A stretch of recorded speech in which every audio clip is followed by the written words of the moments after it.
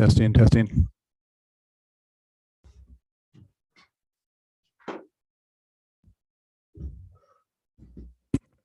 Testing 1, 2.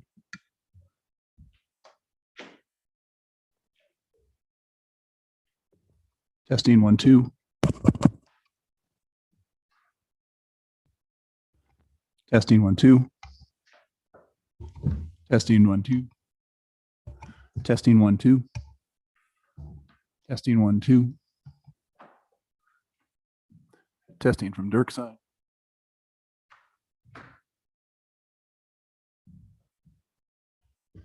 Testing from Faye.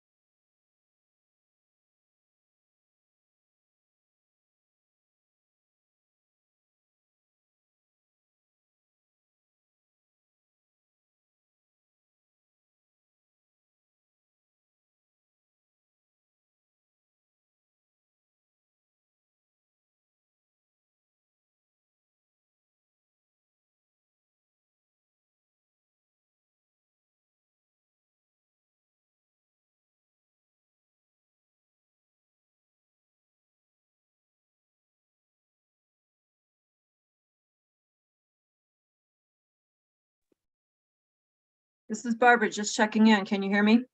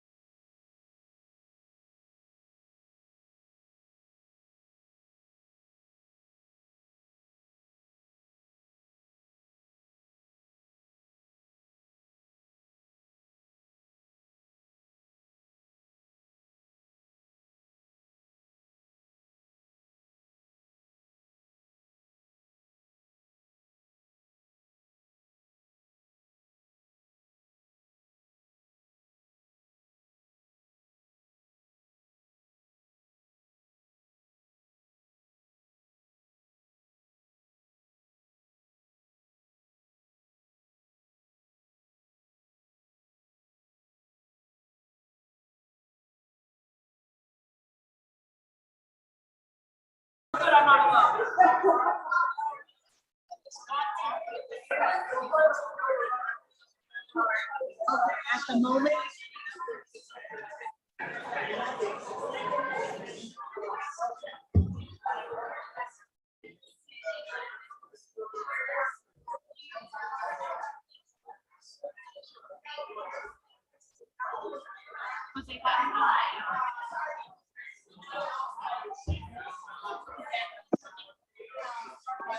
Yeah, I've got it set up for the executive session.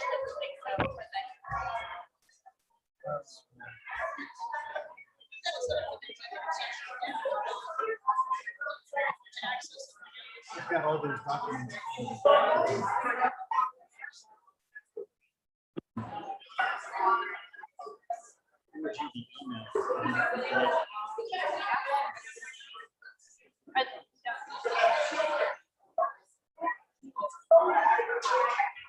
Faye, The other option would be if you can save them somewhere to the share.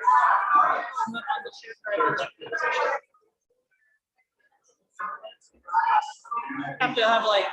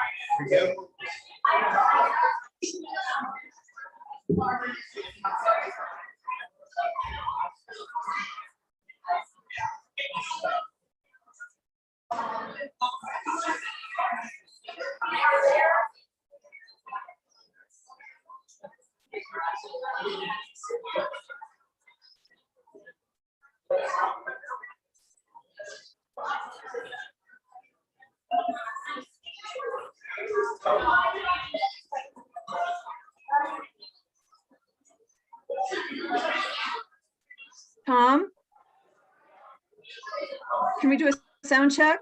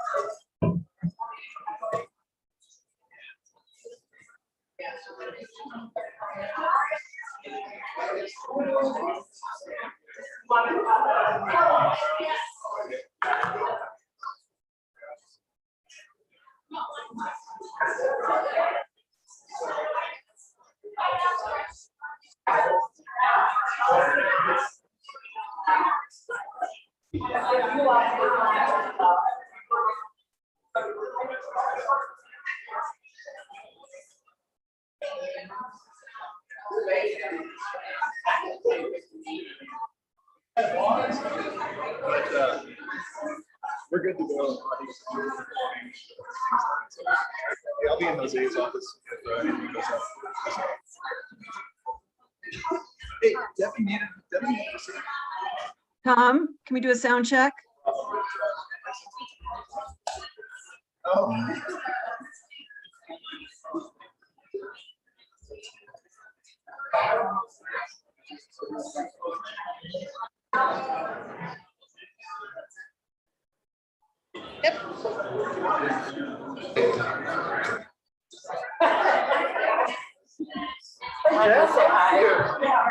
Good to see you too.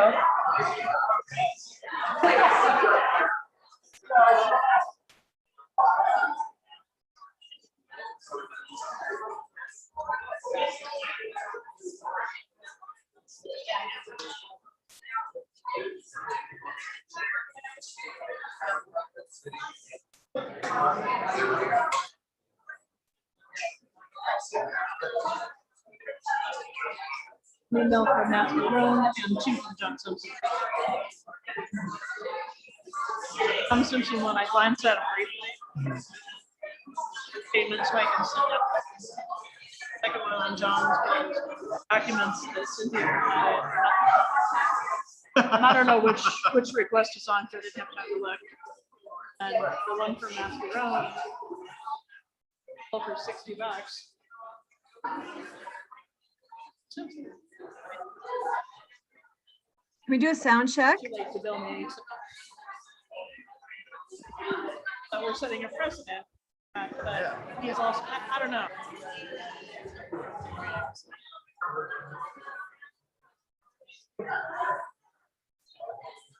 No.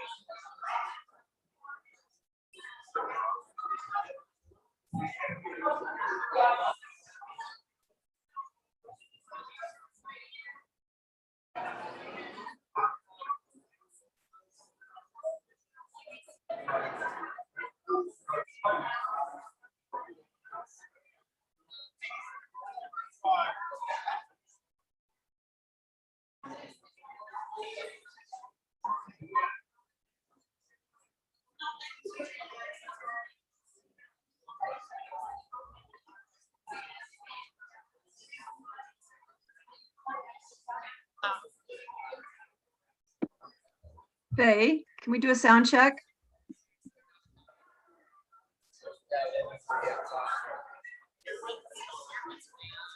I'm gonna go grab these off the printer.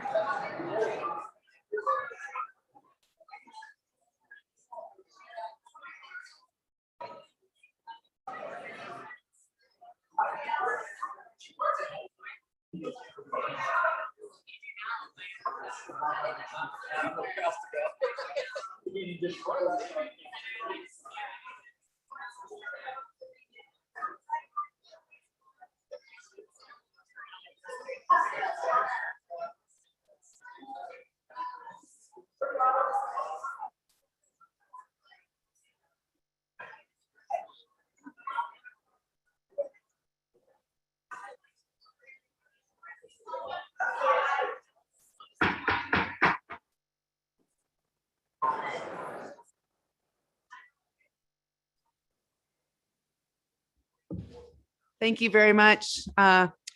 We are going to call the meeting to order. Today is Thursday, September 29th, and we are holding a city council special meeting. We have our mayor on virtually, but we're going to start with a roll call, please. Counselor Baxter, Present. Counselor Bosman's, Present. Counselor Buell, Here. Mayor Pro Tem Youssef, Here. and Mayor Noseworthy. Present. Mayor Noseworthy, you may have to speak up a little bit, or maybe we can turn the sound up here. Yeah, I've been trying to get a sound check. Does that work any better? You're going to have to speak. Yeah, you're going to have to speak quite a bit louder, Barbara. I am speaking pretty loudly. Tom, can you have the microphone turned up? Okay, just so you know, you're very, very quiet and the chamber rooms are full, so it's going to be hard to hear you. All the more reason I appreciate you, the Mayor Pro Tem, chairing this meeting. Thank you. Okay, so to start with, we will, I'd like to see if there's council support to move agenda 3.1, discussion and possible action regarding the potential development and operation of a temporary managed camp for the unhoused and for the proposal of La Plata County to develop and operate a safe car parking area and warming tents for the unhoused at La Plata County Fairgrounds up to above the executive session. So since we have so many community members here that would like to hear that open public discussion, do I have council support to move that item?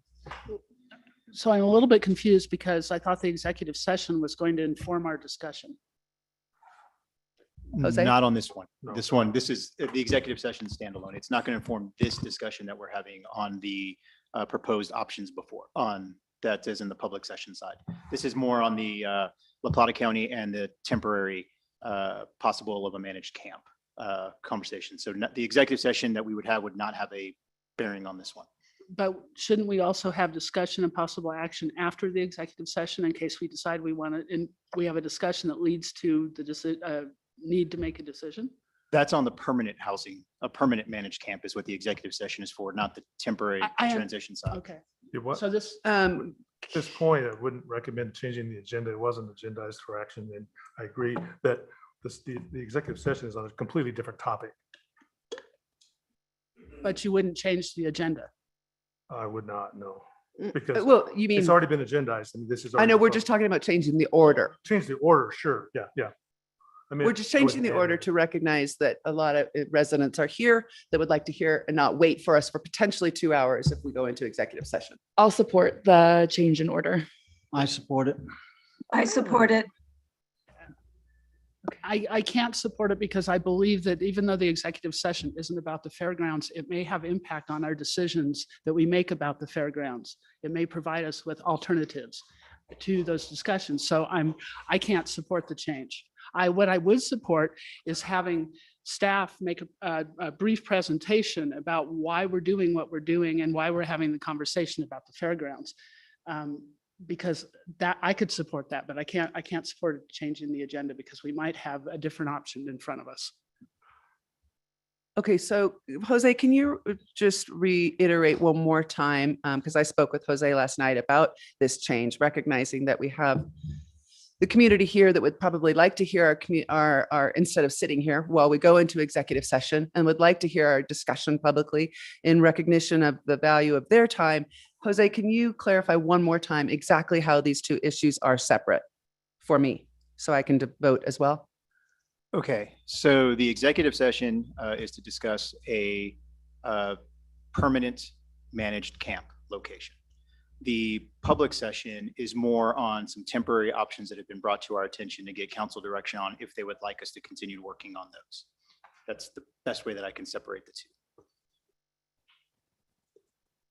Okay, I will support the move. So I Can think, I suggest you go ahead and just have a motion that we could have a vote on the record? of- yes, I'll make a motion to switch the order of the agenda to move up item 3.1, discussion and possible action regarding the potential development and operation of a temporary managed camp for the unhoused. Second. any further discussion? As I said, I think I want all the information possible because just because it's designated as a discussion of a permanent camp doesn't mean it also couldn't be temporary. So I can't support this motion. Okay, Faye, may we have a roll call, please? Counselor Buell, Yes. Counselor Bosman's, Yes. Counselor Baxter, No. Mayor Pro Tem Youssef, Yes. and Mayor Noseworthy. Yes. Okay, motion moves forward. We will start now with action items. And before we start, I'm going to pass this over to Jose, our city manager, who's going to provide some clarity for the community. Absolutely. While I do that, I'll look for Luke, Alvy Robertson, our library director. He'll actually be doing the presentation. I wanted to introduce it, but kind of have him get ready to get the presentation going. Obviously have spent a lot of the afternoon and evening of this night and even some of the morning responding to emails in regards to some of the information that's out there of what this agenda item is and what this agenda item isn't.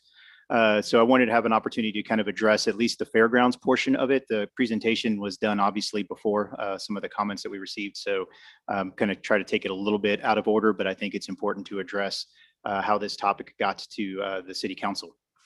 We did have a joint meeting with the county on September 19th. The audio and minutes are there. If you take a listen to the audio, around about an hour and a half, discussion was brought up about the fairgrounds parking lot and discussion of it possibly being utilized as a safe parking site. The conversation at the time was that there hadn't been direction given by either board to go down that route, but it just was discussed. Following that meeting, we have a unhoused working group that consists of myself, the mayor, the county manager, as well as Commissioner Porter Norton. In that unhoused working group, that was brought up about the fairgrounds as being possibly used as a warming tent, no camping overnight, and as a safe parking lot. What we were asked to do, and the mayor's here online to be here to verify, was to ask the council what they would think about that proposal. It was not something that was finalized. It was not something that was going to happen. So that's not why we're voting on it. We are in a council manager form of government. So as things that come up and that I need direction from staff because we haven't been authorized to work on it, I do bring it to the council to ask for them. This is something that has been discussed. It was also discussed at the council coordinated council on homelessness, get the two C's mixed up. And they had also requested that it be brought to see if the council would be interested in having staff work on this. So that'll be part of our presentation as well. So it was not something that the city came up with on our own that we decided to place on an agenda. It was something that was formally requested to get feedback from the city council. However, it's not anything that's up for a vote. It was never intended to be moving Purple Cliffs to the county fairgrounds parking lot. It was very directly located in regards to a warming tents, I was gonna call them huts, and a possible safe parking, and only to get the council's initial feedback if that was something that they would like staff to work on. So I wanted to make those points clear in how we got here. With that, I will pass it over to Luke for his presentation. Is just an update. So again, there is no action in regards to the council moving Purple Cliffs over or anything like that. It is really just to provide feedback, and if this is something the majority of the council would like staff to work on, and we will proceed from there. Luke? Thank you, council, and thank you everyone for showing up. It's always good to see a packed council office and see how important these issues are to people. So start off with, we're going to go over a little bit of the unhoused population data for our community so people can see kind of the scope of the situation, which informs what our approaches are, which is a scope approach. So Durango currently in the surrounding area has approximately 300 to 400 unhoused out of a population of 20,000. So that's 1.5 to 2%. That may sound like a small number, but the national average is 0.17%. So up to 10 times. We also have a few points of comparison with Denver, New York, Los Angeles, Seattle, all of which we meet or exceed depending on what the count is right now. Of course, we don't have the problems of those cities because their population centers are so much denser and they have such a higher number, but it shows that is a very large scope problem. We're also going to talk about housing needs. So I don't think it's a shock to anyone in this room that we're behind on our housing for workforce housing, permanent housing, and transitional housing for the unhoused. Just a few numbers. We would need to have 160 new homes each year for the next 3 years for employment, 200 to 290 for permanent residents. And if you add into that the transitional needs, if say our goal is to serve every single person who's in our community right now, that's anywhere from 200 to 400 transitional spaces. And of course, as we all know, transitional housing works if it can lead to permanent housing. So this is not a problem we're going to build our way out of in the immediate or maybe even long-term future. We have to look at a variety of approaches. Luke, that is such an interesting concept and statistic. Can you repeat that? The number of houses, please, that would be needed? going forward? Absolutely. So we're just looking, if you look at the combination of what we need for workforce housing, what we need for permanent housing, and what we need for transitional, we would have to create, something that's transitional care, such as a permanent managed camp. But the idea is that's supposed to lead to something like a Sparrow or Lumion or a Best Western project or another project. So if the idea is, and our goal is, we have to serve every single one of the 200 to 400 people we have now without any growth of that population, housing, we're not going to get our way out of it. But to confirm, that includes workforce. So what's interesting about the workforce is there is some overlap there. Upwards of 18% of our population are working right now. So that would take some of it out of there. If we have some good workforce housing, that does help solve a lot of the unhoused issue and helps prevent future people from being unhoused. So that's definitely a possibility to address a sizable proportion of our community's unhoused problem. But yeah, if we add it all together, we're looking at needing, to find a way to encourage development of low-cost housing in numbers that we have never historically seen. And I don't see many Colorado communities being able to meet right now. That's not to say it's impossible. It's going to take a scope approach. Federal, state, local, county, private assistance. And there's only so much we can do from a council dais on that. Thank you. All right, so I am lucky to get to sit on the Coordinating Council on Homelessness. If you're unfamiliar, this one here, I'm sorry, I didn't realize that was still there. Move that. Yeah, you should be able to read the words. So they're a wonderful group.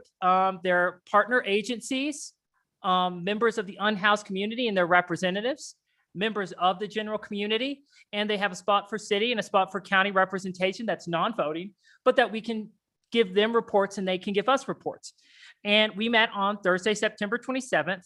And we also have, because there's a lot of acronyms, there's an unhoused cross-functional team. That's an internal team of the city that includes the library, me, Parks and Rec, code enforcement, police department, city manager's office, media and communications, and community development. And we work on what can be done internally with city resources.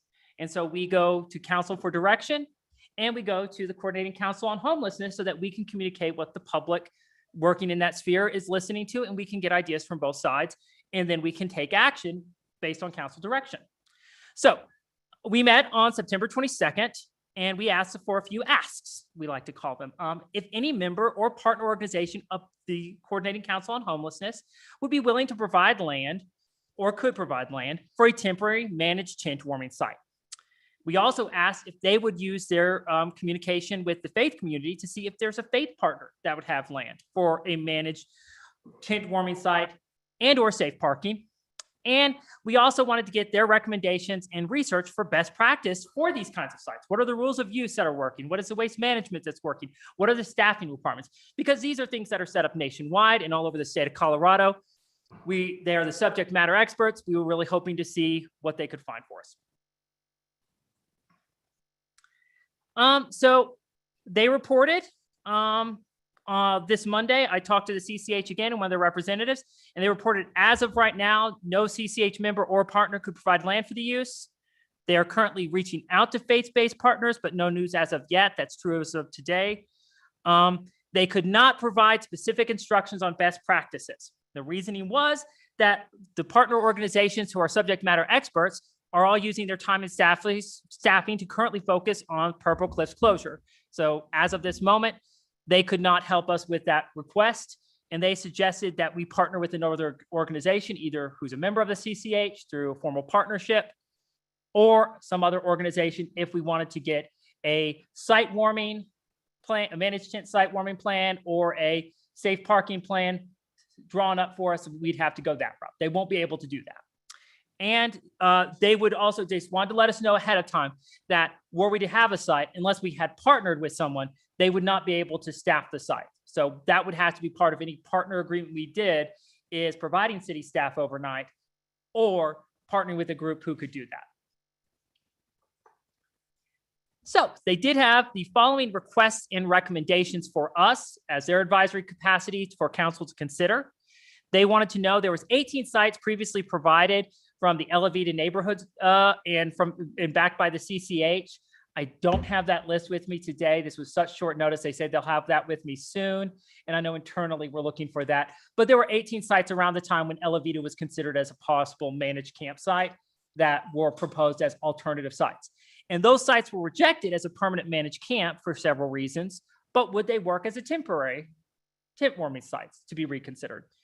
And they did directly ask if we would consider the La Plata County Fairgrounds as either a managed tent warming and or safe parking site. And adjacent to that, but also they wanted to ask that if we do a safe parking site, would we please consider not just employee, to open it up to any resident who fit the rules that we make, you know, whatever rules we have about that they have to have registration or insurance, or if they have to have, you know, certain rules they abide by, but it's open to everyone, not just employees. They asked us to consider that when and if we do take on safe parking. So that covers what they reported to us. Here's a little background on what we mean as the unhoused cross-functional team by a temporary managed camp and what we've been talking to with counties. So of course, we are currently still focusing on developing a permanent managed camp in partnership with La Plata County. That is, as Jose said, separate from this discussion of temporary. But I think we all recognize that if, you know, this was a session you could vote and you had a piece of land and you voted on it today, it would not be ready by winter likely. And so we're looking at winter solutions that would be temporary, 6 months at most. The managed camp location we're looking for now, this is not news to council, but may be news to people here. We are now considering locations that are 3 miles outside of the radius of services. You guys may have heard before that we were looking for locations that were within that 3 mile radius. We were unable to find a suitable location, so that has expanded. That is something that continues. And that is because we are very dedicated as city and county to minimize impacts to businesses, residential areas, parks, trails, and open spaces. We want this, and absolutely schools, absolutely. The entire community, we want to minimize negative impacts while helping people. That is a dual goal. And we want to prioritize providing the temporary housing we do come with families with children. We can happily say that as of right now in Purple Cliffs, everyone who had a family, everyone who is pregnant, and the disabled, members were able to find temporary housing. Whether that will lead to long-term housing and good results, we can't say yet, but that is something that, our partners with, Fair Housing Center, Project Moxie, MANA, and Access Health were all able to work together to make happen. So when we talk about the unhoused city county working group, that is, and I know there's so many groups, it gets confusing. That's the group of city manager, mayor, county manager Chuck Stevens, and Commissioner Marsha Porter Norton. Did I get that name right? Finally. Work together. They meet weekly to discuss specific properties that are city county property considerations that they have to discuss. And so they were looking at also asking, hey, could we partner with a nonprofit or faith-based institution? They also had that asked, as well as our internal team. And the good news is the county can provide warming tents, and the city would have to provide, of course, an emergency ordinance, because any place we picked would not be zoned for having a bunch of tents in it. So that is the other option. Is we could lease a property for 6 months.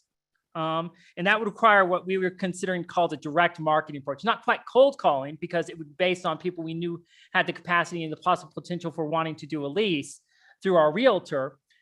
But what's on the market right now is nothing. So we would have to make a concerted direct effort to see if we could find a partner willing to do that. And of course, able. All right, so La Plata County has 4 Alaska small shelters. They say small, but they're 20 foot by 30 foot and 8.5 foot tall at the peak. They're Quonset style. They have lights connected, so all you have to do is plug them in and they're lit. And they have outside diesel heaters for outdoor use, for outdoor warming, and they could, at no cost, if we decide to go forward with this, be able to get the heaters that connect directly to the tent and heat the whole tent. And what that works is, it is 60 degrees higher, whatever the outside temperature is. So if it's, negative 30, it's 30 degrees in there, but it doesn't happen too often here. So it is definitely a safe warming solution that could save lives. Also, safe parking. Overnight parking for workforce was their suggestion. It would be registration required and rules strictly enforced. For people in the community, I encourage you to look at Salida. They have an excellent employee workforce parking program that it's a great model to work on or to fit to our needs as well. So that covers what the CCH has asked of us, what we were here today and asked of them, and what the county has proposed when it comes to the basics. And I'd be happy to take any questions that I can answer. If I can, Luke, just add just a couple things to that. So obviously, I know that there was a lot of information on there, and I want to put a little bit of kind of what is it that staff is bringing to the council. At the discussions at the 19th joint meeting, there was discussion in regards to what are we doing in the meantime. And that was looked to be placed on an agenda. That did not make an agenda, but it was also talked about in that meeting about what were some of the thoughts and processes coming from the unhoused working group. And so these were the most recent thoughts that we had to come up with or we had discussed. Again, all of these are things that we have not brought up to the council as an official body to gain direction if these are anything that you would like us to work on. These were just discussions and ideas of what it is that we had discussed and thought it might be possibilities. We have the La Plata County portion on there. Obviously, I think that the messaging from the county has changed a bit, and they're saying that that's not on the table. So my guess is there's really no reason to provide feedback from the council on that unless that you want to and say that obviously whatever the direction of the council is, whether you would like staff to work on that a proposal or not is on the table. The second part is would you be interested or would like staff to work on if there was a faith-based entity that would like to partner and provide land, would the city consider working with them to place a temporary solution on their property? And then the third option is, would you like to have staff working on seeing if there is leased property out there that we could maybe take a look at of placing a temporary solution on? The county representatives at the unhoused working group were interested in that proposal and said that they think that they might be interested in partnering with that as well. Obviously, I think there probably would need to be some parameters and discussions in regards to what that land would need to be, where it would need to be located, in generalities in regards to how do we want to protect our, the parks, the schools, the business impacts, residential areas, and grabbing some feedback on that. All of this is really so that as staff, as we're working, that we're not working on an option that gets in front of the council in which the council was like, we did not ask staff to go that far. So we are coming in asking for direction to see if any of these ideas for the body of the council have a majority that would like staff to work on these more. Thank you very much, Jose. And thank you, Luke, for your update. A few items of business before we have discussion on this topic. For the record, I just wanted to note that Councillor Olivier Bosmans is here. He missed roll call, so I wanted to make sure that we had that just noted for the record. I just wanted to thank all of you too for your presence and for being here. It's helpful for us to hear from our community at times like this. These are difficult decisions that impact so many of us. So thank you all for being here today and for your massive amount of emails that we have received. Thank you for that.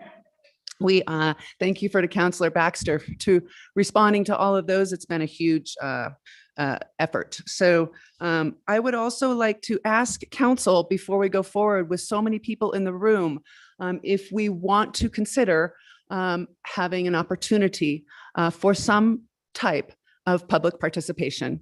We understand from our city attorney that we are able to do that if there is council support for that. Clearly, there are a lot of people in the room. There is a lot of passion here, and that would add a lot of time to this meeting, as you all know. So if we have this discussion, we also may want to talk about when we have public participation and how we incorporate it. So I want to just bring that forward for council consideration before we move forward. Mayor Pro Tem, may I clarify something that the city manager mentioned? Yes. You mentioned the fairgrounds and its availability and the county, what their position now, today, right now is on that. Yes, thank you. That might help clarify some of this. Could you reiterate or explain in more detail? I'm going to try to do it my best way. Obviously, I do not want to speak for the county, but it did seem as this came out that there was a press release or maybe even a Facebook posting that said that this was something that they had ever placed out or on the table.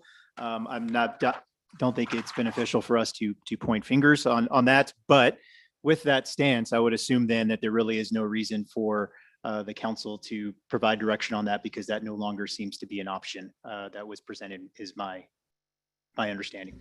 And I will say, I spoke with Commissioner Marsha Porter Norton last night, and she basically gave me that same position that they no longer felt that it was an available space. So that may affect everyone's conversation with us. So I just wanted to let everybody know that was the direction that was headed. So we have official, I mean, can we consider this official that the La Plata County Fairgrounds is currently off the table for consideration? They've pulled the proposal, so there's no really reason for us as a council to talk.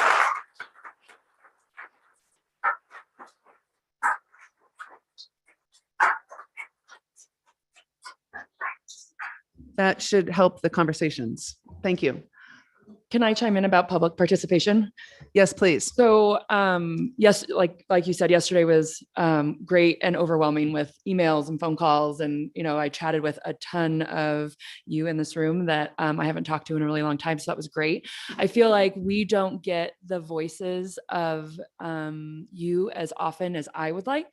And while yesterday I didn't get any work done and I lost a lot of time with my kids, I appreciated hearing your voice. And so I would personally, if knowing what we know now, that it was on the agenda because it was county directed at first, but now it's pulled off, I still would be open to hearing from people that are here that took their time out of their morning to come and be a part of this conversation and get thoughts and feedback from our community that's here, if they want to.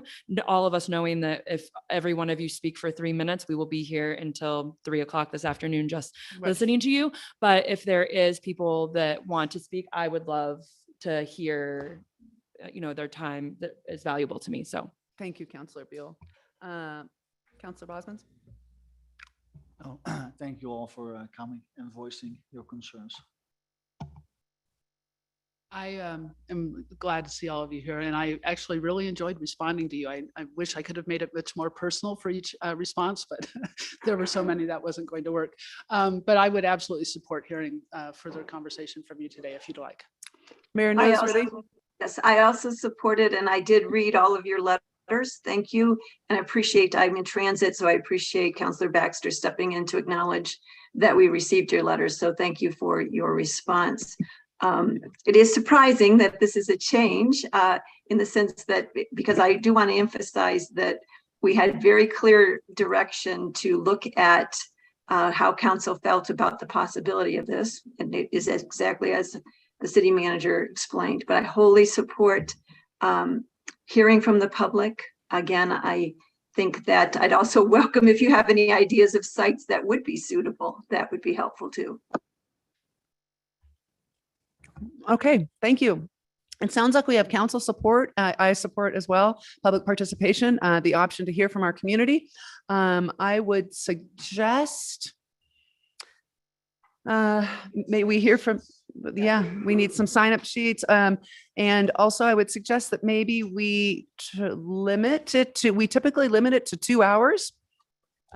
Is there council support for that? And what I would ask the community is, if you could help us in this endeavor by making your voice heard, please, we would love to hear from you. But also, if you want to just kind of reiterate what someone has said, instead of repeating it over and over again, we're happy to try to make this as efficient as possible as well.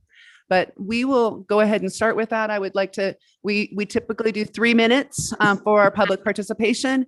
There may be something I need to read for public participation. Sure.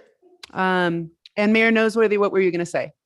I was just going to say that I am in transit today, and I allowed a certain amount of time for this meeting, but if we actually add an additional 2 hours, it will make it very difficult for me to stay for all of this meeting. So I'm wondering if it might be participation at the beginning, and then if people still have something to say, perhaps we could add it in at the end. I'm just, as everyone's aware, I've been planning to be in transit all day today. So Barbara, wanna- I was concerned about that.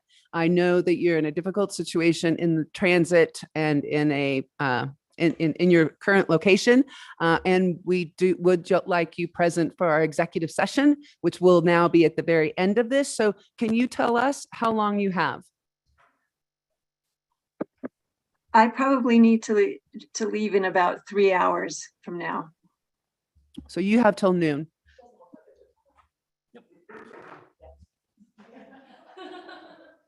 About how many? So far, there's 3 I believe signed up. Okay. Yeah, go ahead.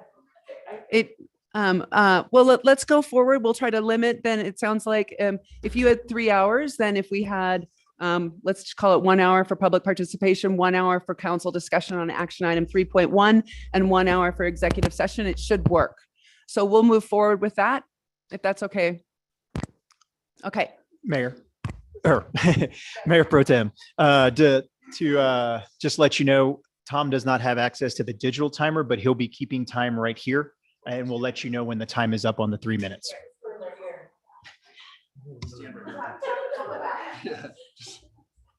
Okay, I'm going to go ahead, and if we could just keep it quiet so we can keep moving, you guys keep going. Please feel free to come and sign up. I'm going to go ahead and talk about public participation. This section of the agenda is set aside for the public to provide comments or ask questions regarding items that are not scheduled for a hearing or public testimony, or that do not otherwise appear on this agenda. City Council will not respond to questions from the dais. Citizens should address their comments directly to City Council. This is a hybrid meeting, and avenues for public participation have been adjusted. All written comments received by the city clerk will be delivered to council and summarized in the meeting minutes. That also reminds me that we may have public comment virtually. So Tom, maybe you can help me with that. Okay, we'll go ahead and start with the first public participant who, Faye, you can help me.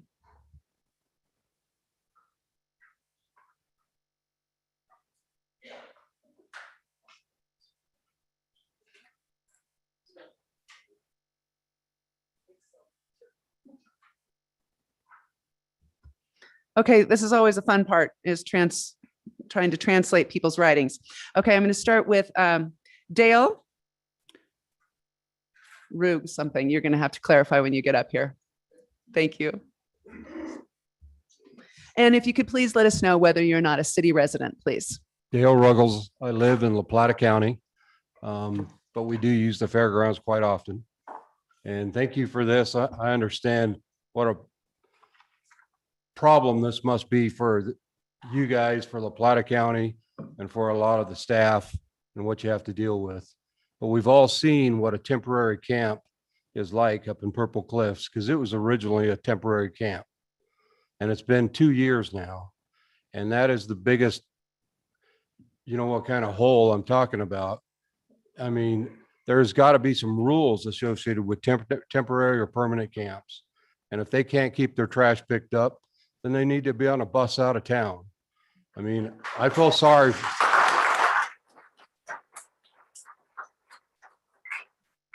I just think you guys should put some rules around whatever camp you guys come up with, whatever, you know, whether you put them in motels, whether you put them in their cars, whatever it is, let's put some rules and enforce them. I mean, you know, be passionate and see what you can do to help them, but let's put some rules around it and say we're going to enforce it.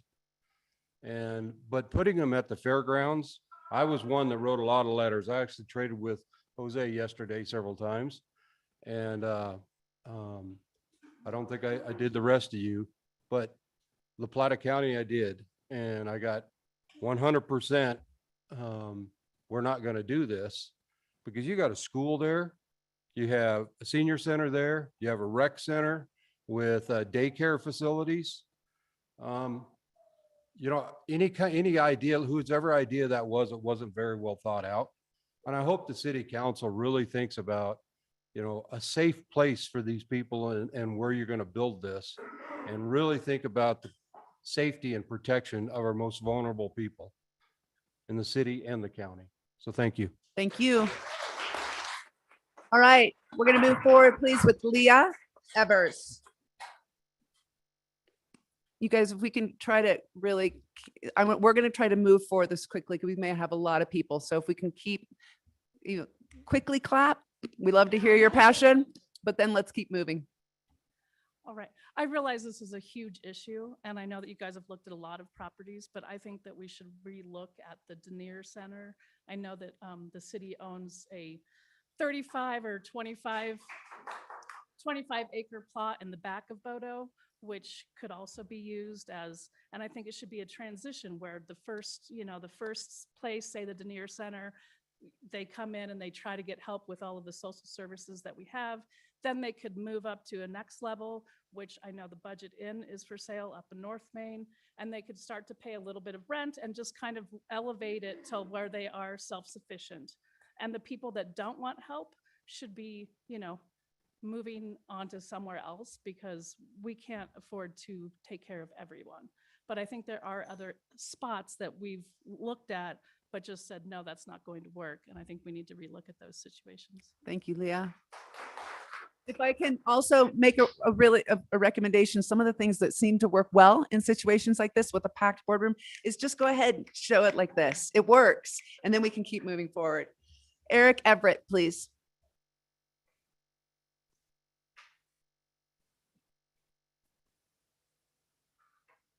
Some of this strikes me as build it and they will come. Make it appealing and comfortable and they will come. Support them and they will come. Then you realize as the population grows, as it has, and we have with the numbers that show we have far more than most cities our size, double, 10 times, whatever it is, that it continues to grow. Have we thought about the numbers? What are the numbers? What can we accommodate? Is it 500 this year? Is it 2,000? Is it 5,000? Where do we go? What do we do? What kind of tents do we have at that point? It tells us something that none of the partners have stepped up. It's kind of sounds like a not in my backyard kind of thing. So that's a problem. The city spends millions of dollars on creating a thriving community for businesses, for residents and tourists. Supporting homelessness is not part of that equation. Families with children don't need to see homeless blocking traffic, panhandling, stumbling through downtown, yelling obscenities, and commandeering parks and benches. I think we've all seen that, and it's not a pretty sight. I think all these things that we're doing, they've tried in the bigger cities, which have fewer populations, but it doesn't work in New York or Seattle or San Francisco, and they have unlimited resources. I don't know why we think it's going to work here. So if it's a difficult problem, I get that the fairground is off the table right now. I think it's important that I like saying that we want to minimize the impact. I think that tells us a lot. That it does affect businesses, it does affect residents, it does affect tourists, and the impression that people get when they come into this community. So I think as moving forward and considering a place to put them, that you better be willing to deal with the fact that more people, more homeless will come, the population will grow, and then what? Where's it going to go from there? Thank you, Chris. Jeff Bleeker, please. Yeah, I saw it. I saw it. Jeff Bleeker. Oh, thank you. If you guys could please remember to say your name and whether you're a resident of the city or not. Yeah, hi, my name is Jeff Bleeker. I'm a resident of Durango. I'd like to thank you for setting up this opportunity to voice our opinions on this. A lot of what I wanted to say has already been said, so I won't belabor these points, except that I would just indicate that my wife and I moved here about 5 years ago, and during that time, there was, I think, what was classified as a temporary homeless camp up above Alavita. We lived near there. And it was really alarming to see the consequences of that. I know that everybody has witnessed this, but there was trash everywhere. There was increased crime in the area.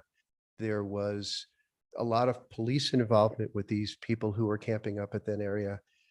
I like to ride my bike out there on the test tracks. I didn't even feel comfortable doing that back then because we had, well, look, there are some people that are legitimately looking for work and are temporarily homeless. I know now the term is unhoused.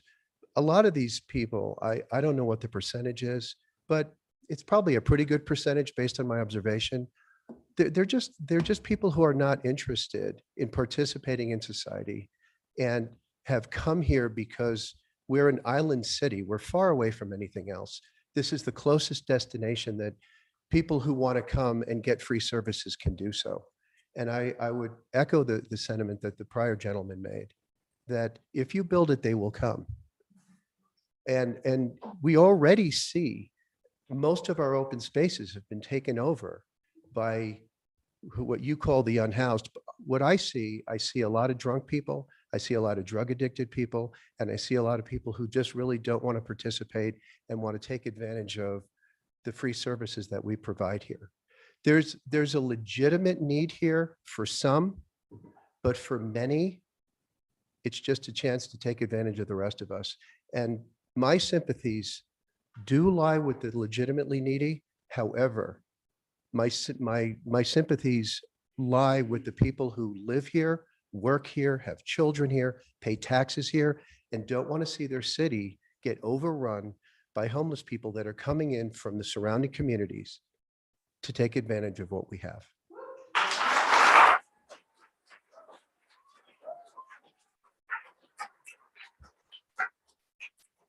Cam Form B. And can I get the next list if there's another list, please, Faye?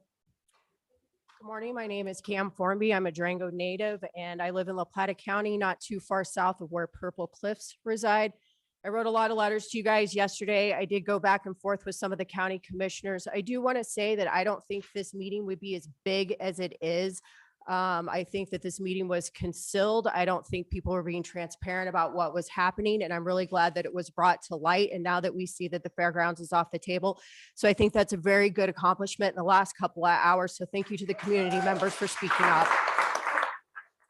The point I want to make is that it seems like the city of Durango is being bullied by ACLU. Currently, Boulder County has filed a motion against them. ACLU did sue Boulder County, and now Boulder County is trying to fight this exact same thing. I'll keep this very brief, is that you guys need to stop being bullied by an entity that is not here and doesn't see how we live or operate and what our needs are. So I suggest that our tax dollars and the county attorney and the city attorney look into fighting ACLU and get them off of our backs regarding this.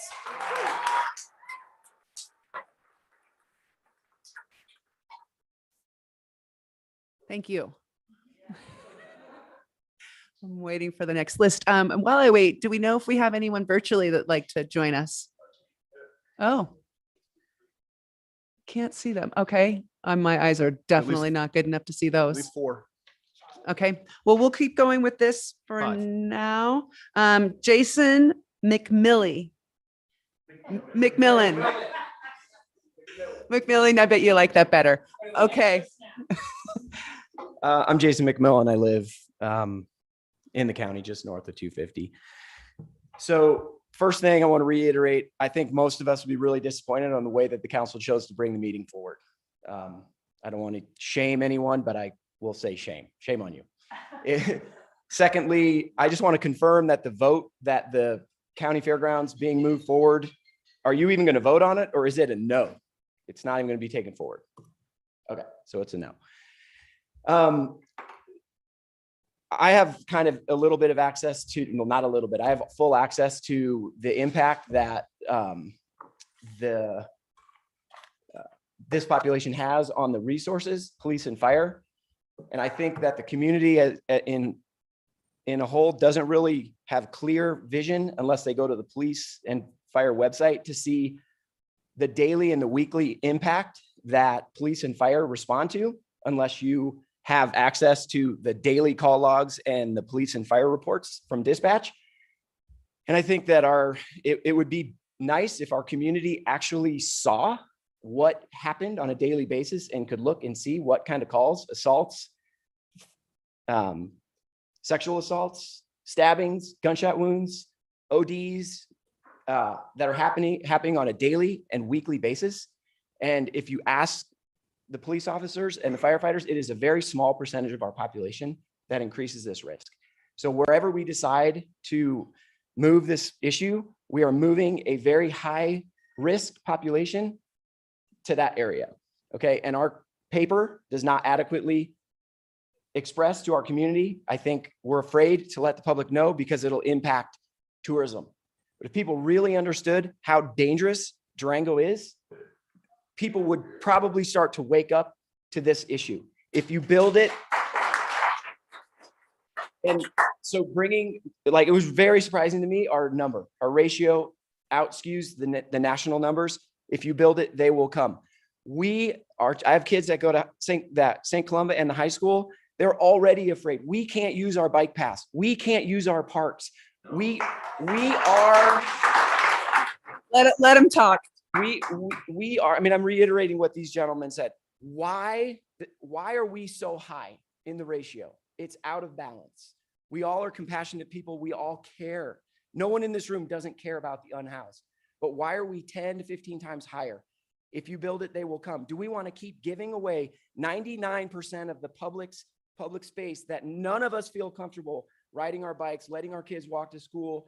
I mean, it's like, what are we going to do to create minimum safe conditions, but not serve steak and potatoes to people because everybody's so compassionate? Is my time up? Your time's up. Okay.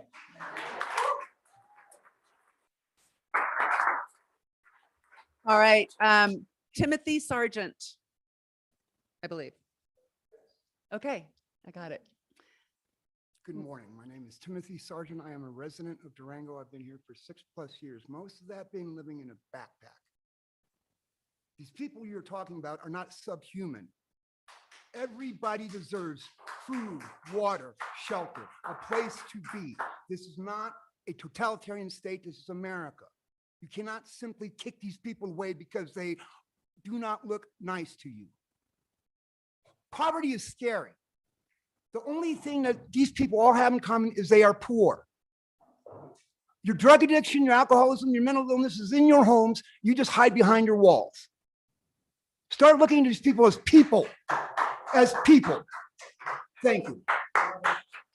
Thank you, Tim. Happy Benayam. I hope I said that correctly. You can, oh, good. I'm affectionately the king of the hobos here. And if you I want to tell you that this town has been nothing but kind to me. But all the naysayers of all those criminal, horrible, awful things, the things that they saw on a daily level here, I can't defend that, but I was not part of that problem. I showed up this police station in distress. They showed me what to do. I followed direction. I'm not smart, but I walked here from Manitou in the pandemic. We suffered the same things that you did, but we did it outside. I'm for rehabs. It's been many moons since I had a drink, and none of this is going to drive me to drink today. You know, I used all those weird drugs. The failure is rehabs. ship them to the rehab, give them the help that they need.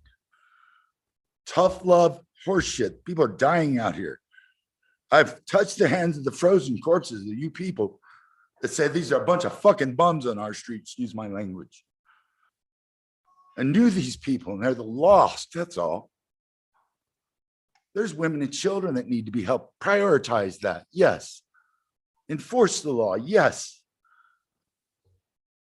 But I'm just so available to talk. I don't have time here today, but I want to say that the program that I was following, the direction, worked for me, and it worked for Tim too. He's my neighbor now. And I'm not ashamed to say that I live in a Sparrow and I pay my rent in cash.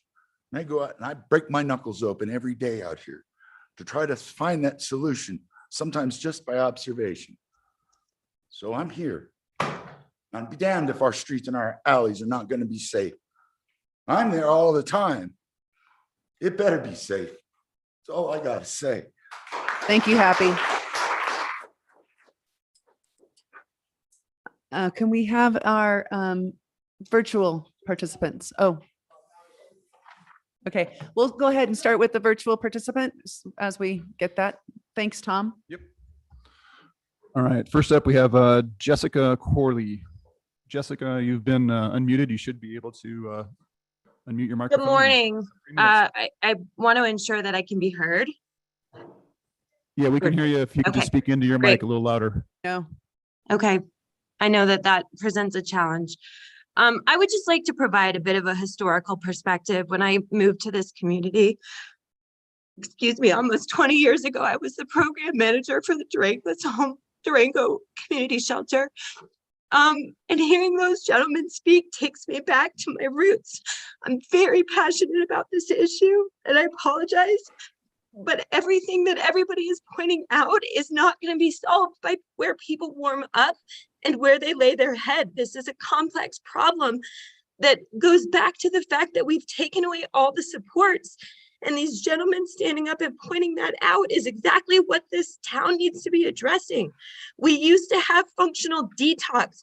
We used to have functional inpatient mental health supports. We used to have programs that allowed people to get a hand up, and they're gone. They're not just gone in our community, they're gone across this country. Putting our children and our families into these situations is just a much more complex problem, and it's frustrating. And it's frustrating to have a community that wants to be involved, not informed. And when I come back to what Councilor Buell has brought up, you know, why are we not hearing about these things? I keep pointing stuff out. I get involved when I hear about them, but I hear about them in the weirdest ways. I don't do social media, and I'm proud of that fact.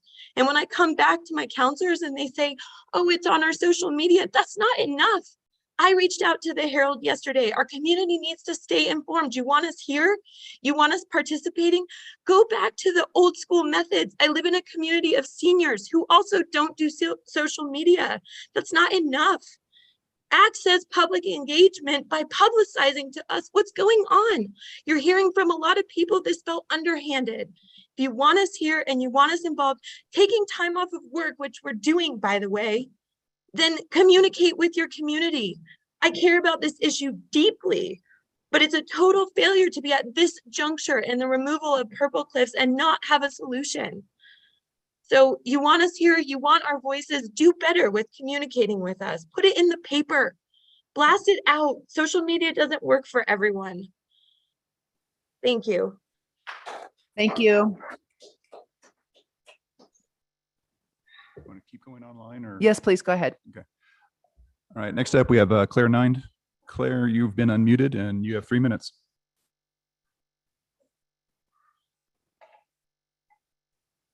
You're still muted, Claire, if you can unmute your microphone. Thank you. I appreciate City Council taking comments today. The majority of the comments have been, in my opinion, very skewed against the unhoused population, which is disheartening to me. Homelessness and folks being unhoused is an issue that is not going away, and trying to remove it from Durango is not only impossible, but it's inhumane. It is frustrating that we are having this meeting here today, so close to the day that the folks are having to leave Purple Cliffs. There have been years spent on this issue with very little progress, and it is very, very frustrating. It is unfortunate to hear how many in the community are referring to these people only as criminals. Homelessness is a very complex issue, as others have said, and it will not be solved by one meeting or two meetings. It takes years. We have been working for years on this. I don't understand what the lack of progress. I don't understand the lack of progress. I also don't understand why we are having these conversations so close to the day that the folks are having to leave Purple Cliffs with absolutely nowhere to go. These folks are students, they are workers in the community, and they are families. I'm not here to claim that there are no issues with folks who are unhoused. I understand that there are. However, this community has been so slow moving on this, and it is very frustrating. I honestly believe that we have to look at this long-term and short-term. We've been looking at it long-term, so I'm still confused as why we're here at this point, having absolutely no viable solutions. Yet I know we need an immediate response. And everyone is so focused on NIMBYism, not in my backyard. I live near the fairgrounds. I was completely in support of this temporary plan, but I don't understand how there was such miscommunication between city and county. This is another issue that I have noticed for years, the inability to work together, city and county. I know that the county was very, very involved in the past and did a ton of work. Sean Smith and Ed Aber did a lot to create a functional camp. And that was the best situation we had in the past, and it has completely deteriorated since then.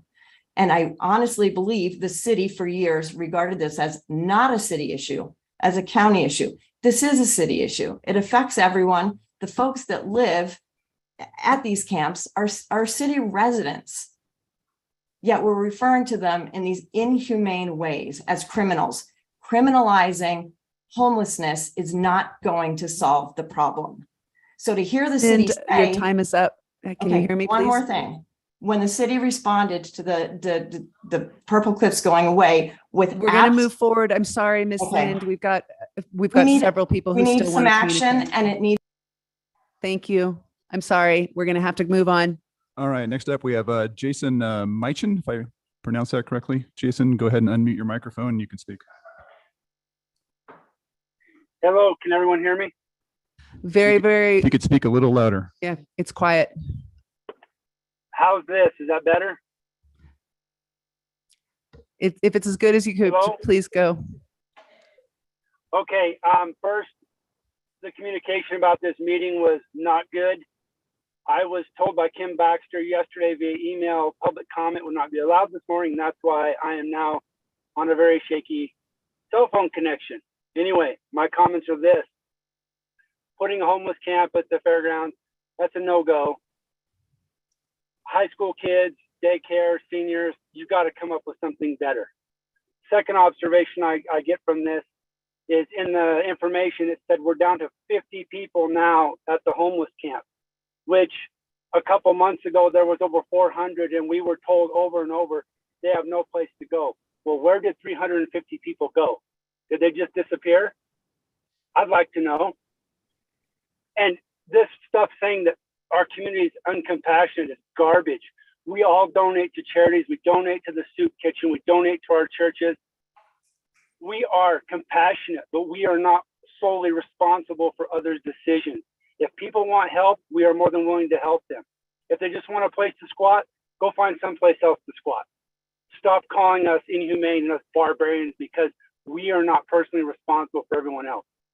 We are all one mortgage payment away or one missed rent payment away from being homeless. We all work our asses off just to take care of our families here. We can't take care of everybody when the city and the county just blame us and just go round and round, but never come up with a viable solution. You need to do something, and you need to do something thoughtful. Thank you. Thank you.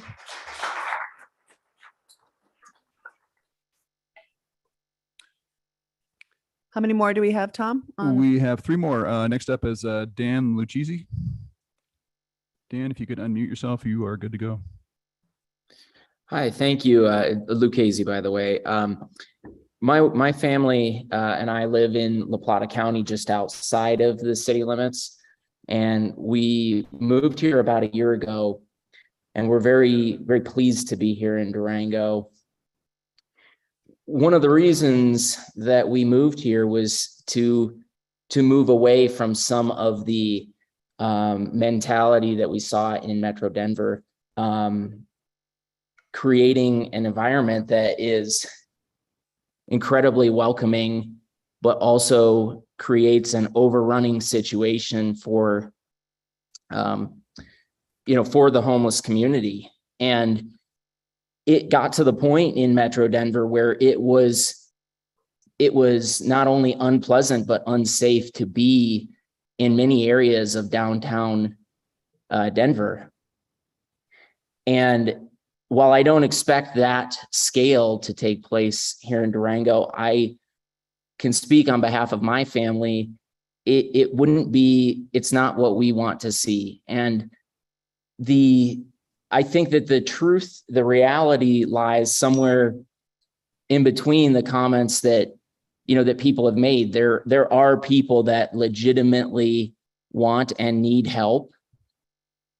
And there is absolutely elevated crime associated with, with these populations.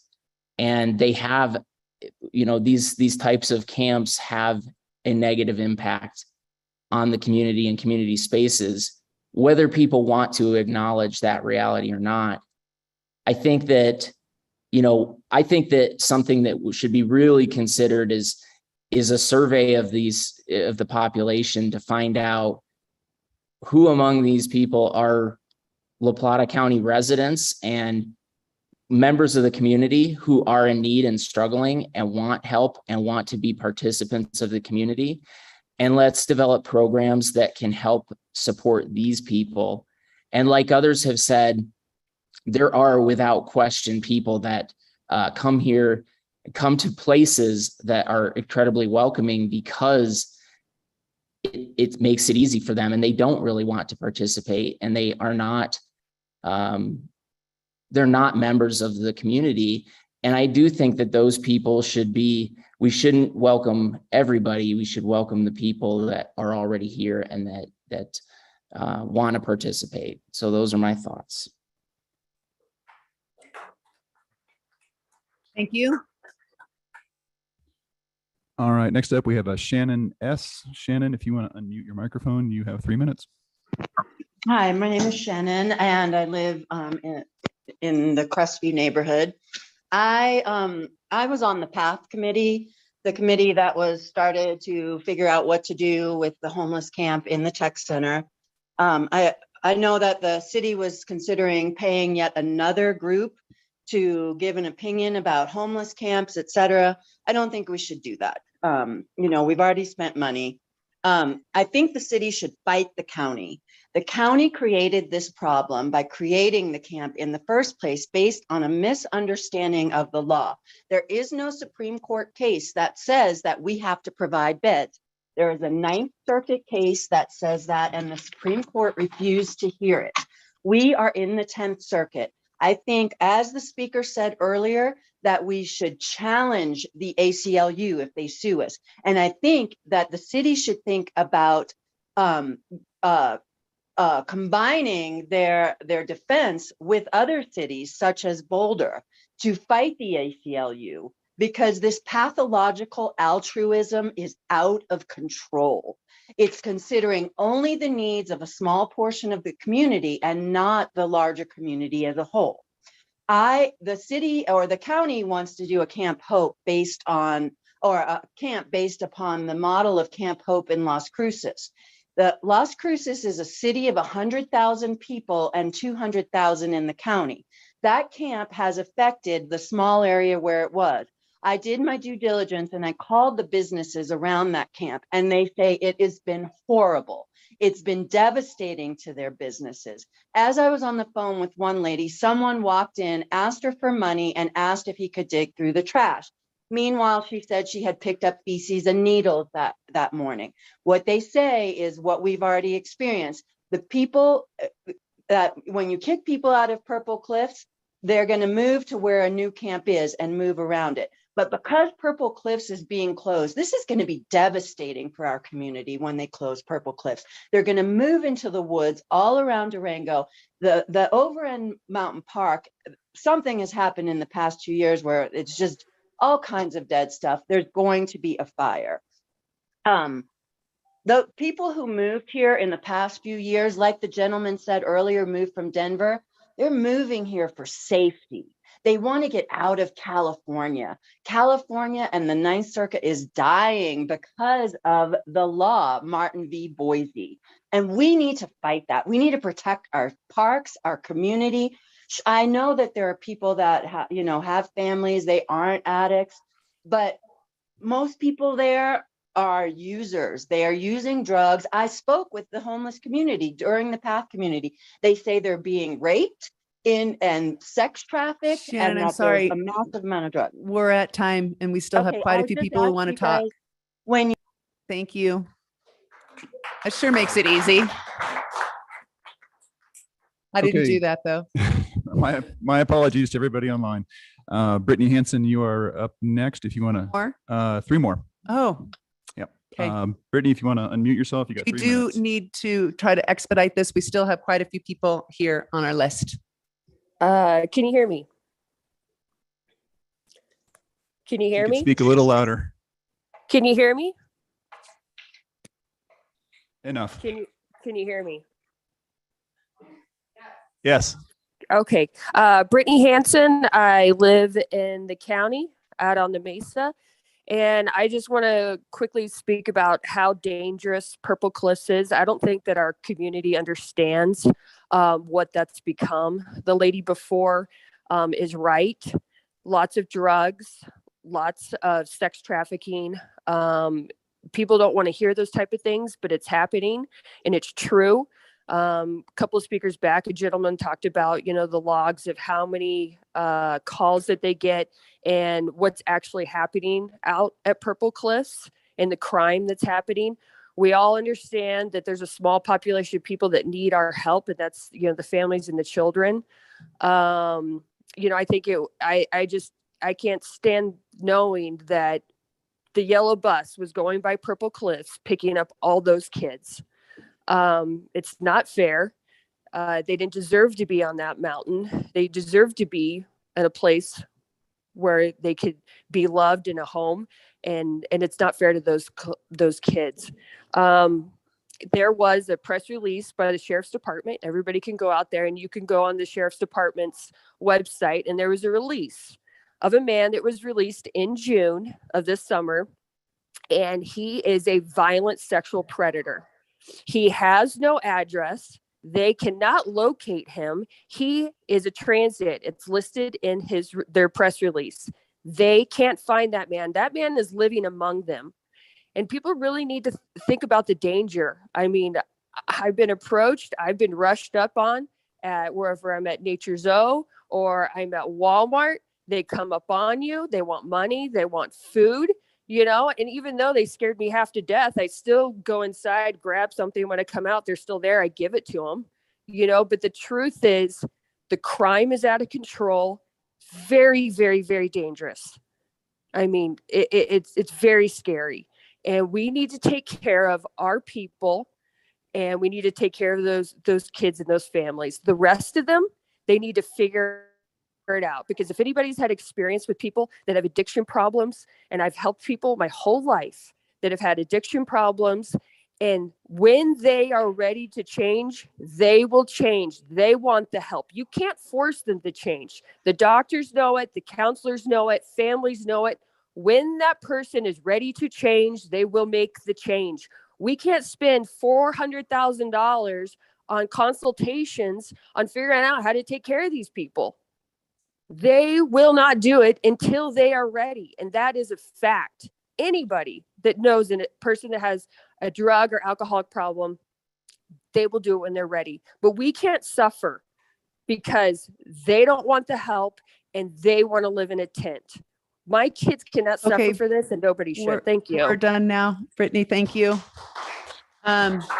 We're going to go back to live, just to make sure we have time to hear from those who are present first. I'm sorry for those of you who are still online and want to speak. We'll see if we have time at the very end. I'm going to go for live with Lily Wissing, please.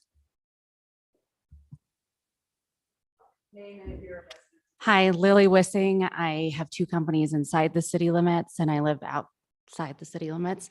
I was born and raised here. I had no intentions of speaking today, but after a few gentlemen came up, I think it's difficult. Nobody is attacking the unhoused. The real issue here is drugs and alcohol and is an addiction issue. It has been in our households as well. Everyone is battling it, but we don't have the skills to help everyone get through this. I can say as a business owner, we help almost, I think we're up to 15% of our employees with housing. We are trying to look into larger options to continue with workforce housing. Personally, we're all about second chances, whatever those are. But I can personally say from our experience in reaching out to this particular community that they are not interested in being part of the community and working and having the second chance and having the opportunity.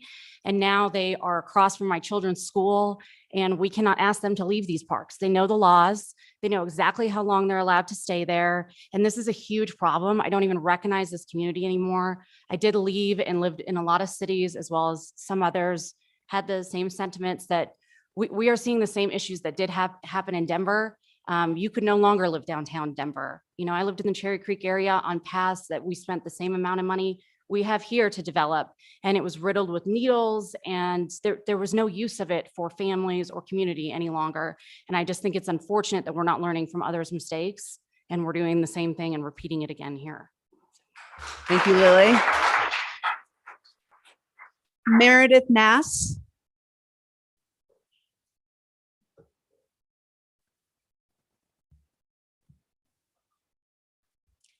Hello. Hi, my name is Meredith Nass. I grew up here in Durango, born and raised.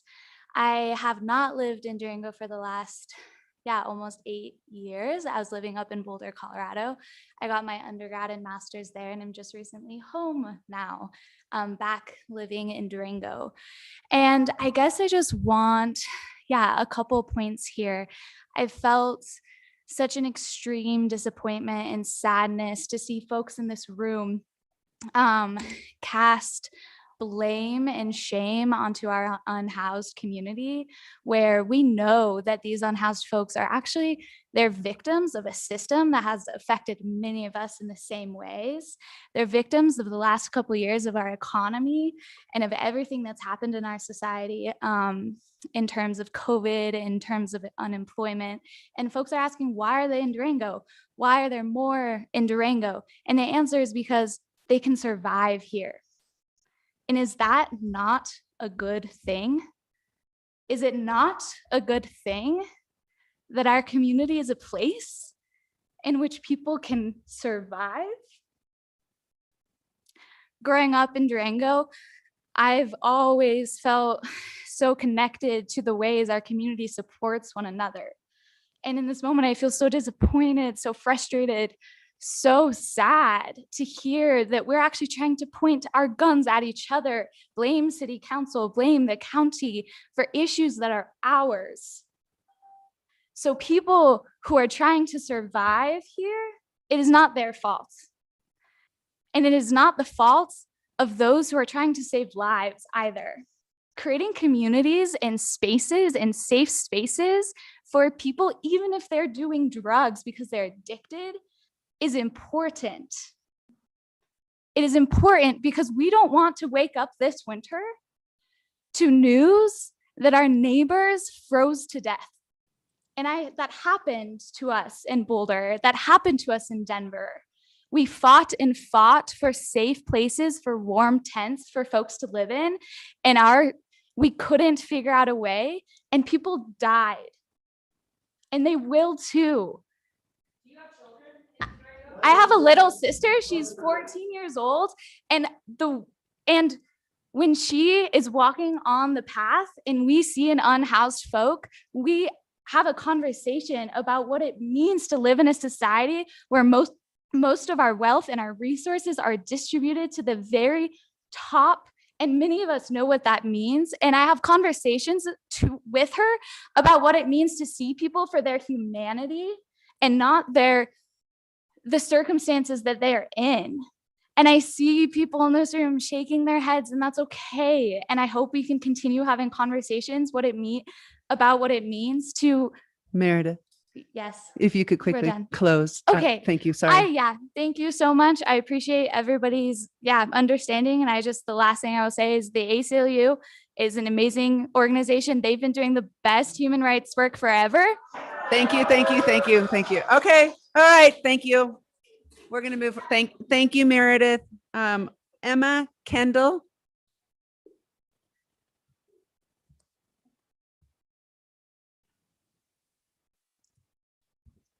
Hi, my name is Emma Kendall. I'm a sixth grader at Escalante, and I've lived here my whole life. And I'm going to talk about how scary it is to live here with all the homeless people. I can't even I went to a park one time, and I saw people doing really bad drugs. So I can't go to the parks alone. Can't walk to the movie theater with friends. I can't do anything alone. I can't go on the river trail. And it makes me sad because my mom talks about how fun of a time she had when she was a kid, but I can't have that because of all the scary homeless people. One time we were walking the river trail as a family, and we saw a guy and he was bleeding everywhere. He was cut really bad, and him and another homeless man got in a fight. My dad had to take him to the hospital, and it was really bad. Not to mention, I rodeo, so I go to the fairgrounds all the time. And what happened to the horse last year was terrifying. They had to put cameras up in the stalls. And my friend's mom was staying there to make sure that guy didn't come back and hurt her horse. And a homeless man jumped out of a tree and threatened her life. And that was really scary for her. And I think it's really bad how everyone is just putting this off. And I think we need to put an end to it. Emma, thank you.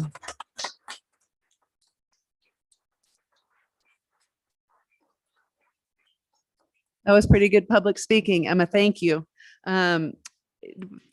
So that is the end of our live public participation. I think we have a few more, and then I would suggest we take just a quick 5-minute break.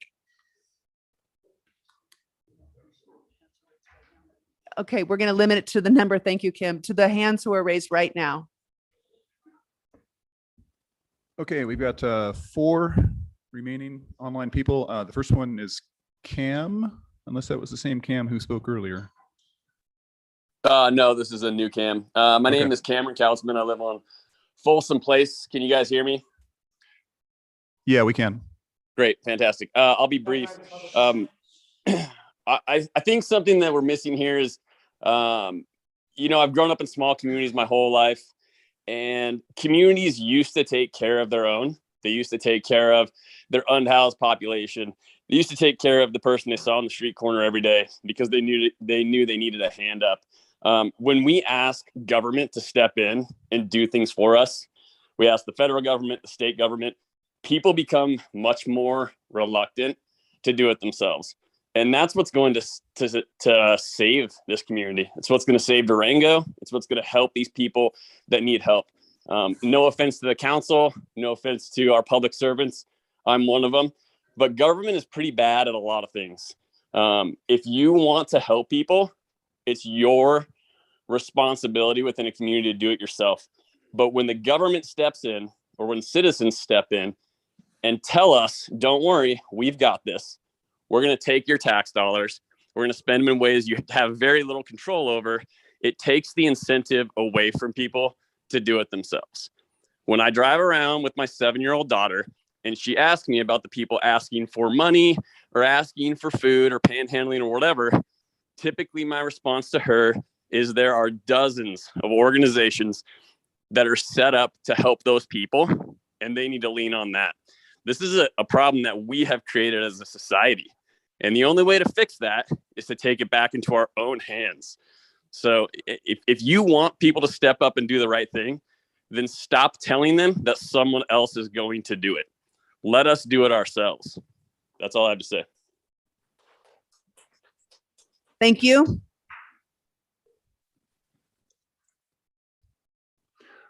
Okay, next up is Heath Anderson. Heath, if you want to unmute yourself, you got 3 minutes. Sure. So prior to the pandemic, my wife and I, we led a team at MANA on the 4th Saturday of each month for nearly 10 years. Anyone in here that suggests that Durango isn't a generous community is being extremely disingenuous. Look, we very much believe in our moral obligation to take care of the least of us. However, we also believe in common sense. Very simply, providing services to the homeless community is incompatible with residential areas, business areas, and public areas. The question shouldn't simply be, where are we moving our homeless population? The question should be, why do we have a homeless population disproportionate to other communities? We've got around 50 to 80 year-round residents that struggle with stable housing. We can and we should help these folks. However, every spring, every summer, and every fall, our homeless population swells to over 400. The most important question we should ask is, what are we doing that's attracting this influx, and how can the city and county stop it? Now is not the time to add even more of an inducement to swell our homeless population. Now's the time to provide solutions that allow families and kids to once again enjoy Durango. Thank you. I'm sorry. There was a gentleman in the back of the room and you had suggested that you wanted to speak to me. Oh, and you didn't get called. Will you please, you can join us now if you'd like. Yes, please. I'm sorry I missed you, and I apologize.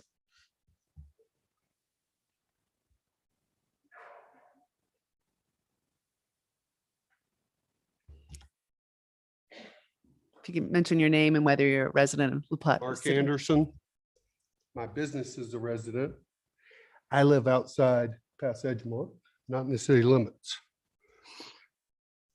Thank you for the council members that reach out to me, as well as a few business leaders that are here for some posts that I put on social media.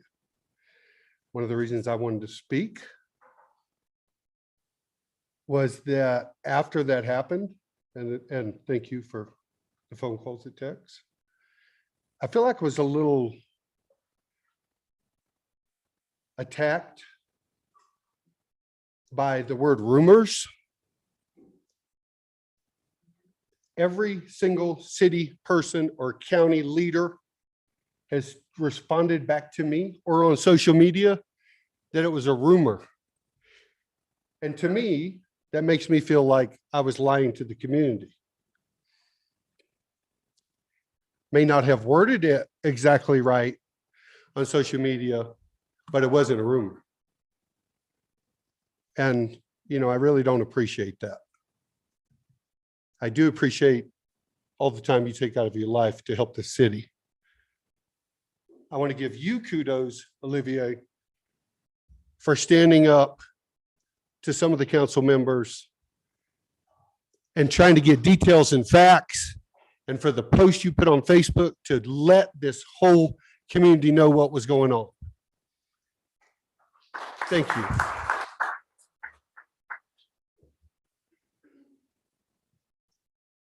I tried to help every person in this community that comes to our store, every young person that's employed, most of them from broken homes. But I tell you, the alleyway where I put a patio, I've had fights with homeless people. I've been attacked by homeless people. My daughter's been attacked outside of Alpine Bank. I've only been here 10 years. I didn't see this stuff before I moved here. Didn't see it when I first moved here. And every business person that I speak to, every business owner that I speak to doesn't want to stand up. And this is why. This is why. And Mayor, I'm going to speak to you directly. If I'm not mistaken, the platform was transparency. I see her up there. Transparency and workforce housing. Transparency doesn't seem to be getting any better. And workforce housing, in my gut, feels like homeless housing. That's just my opinion. That's about all I got. Thank you for the meeting. I appreciate your time. Thank you.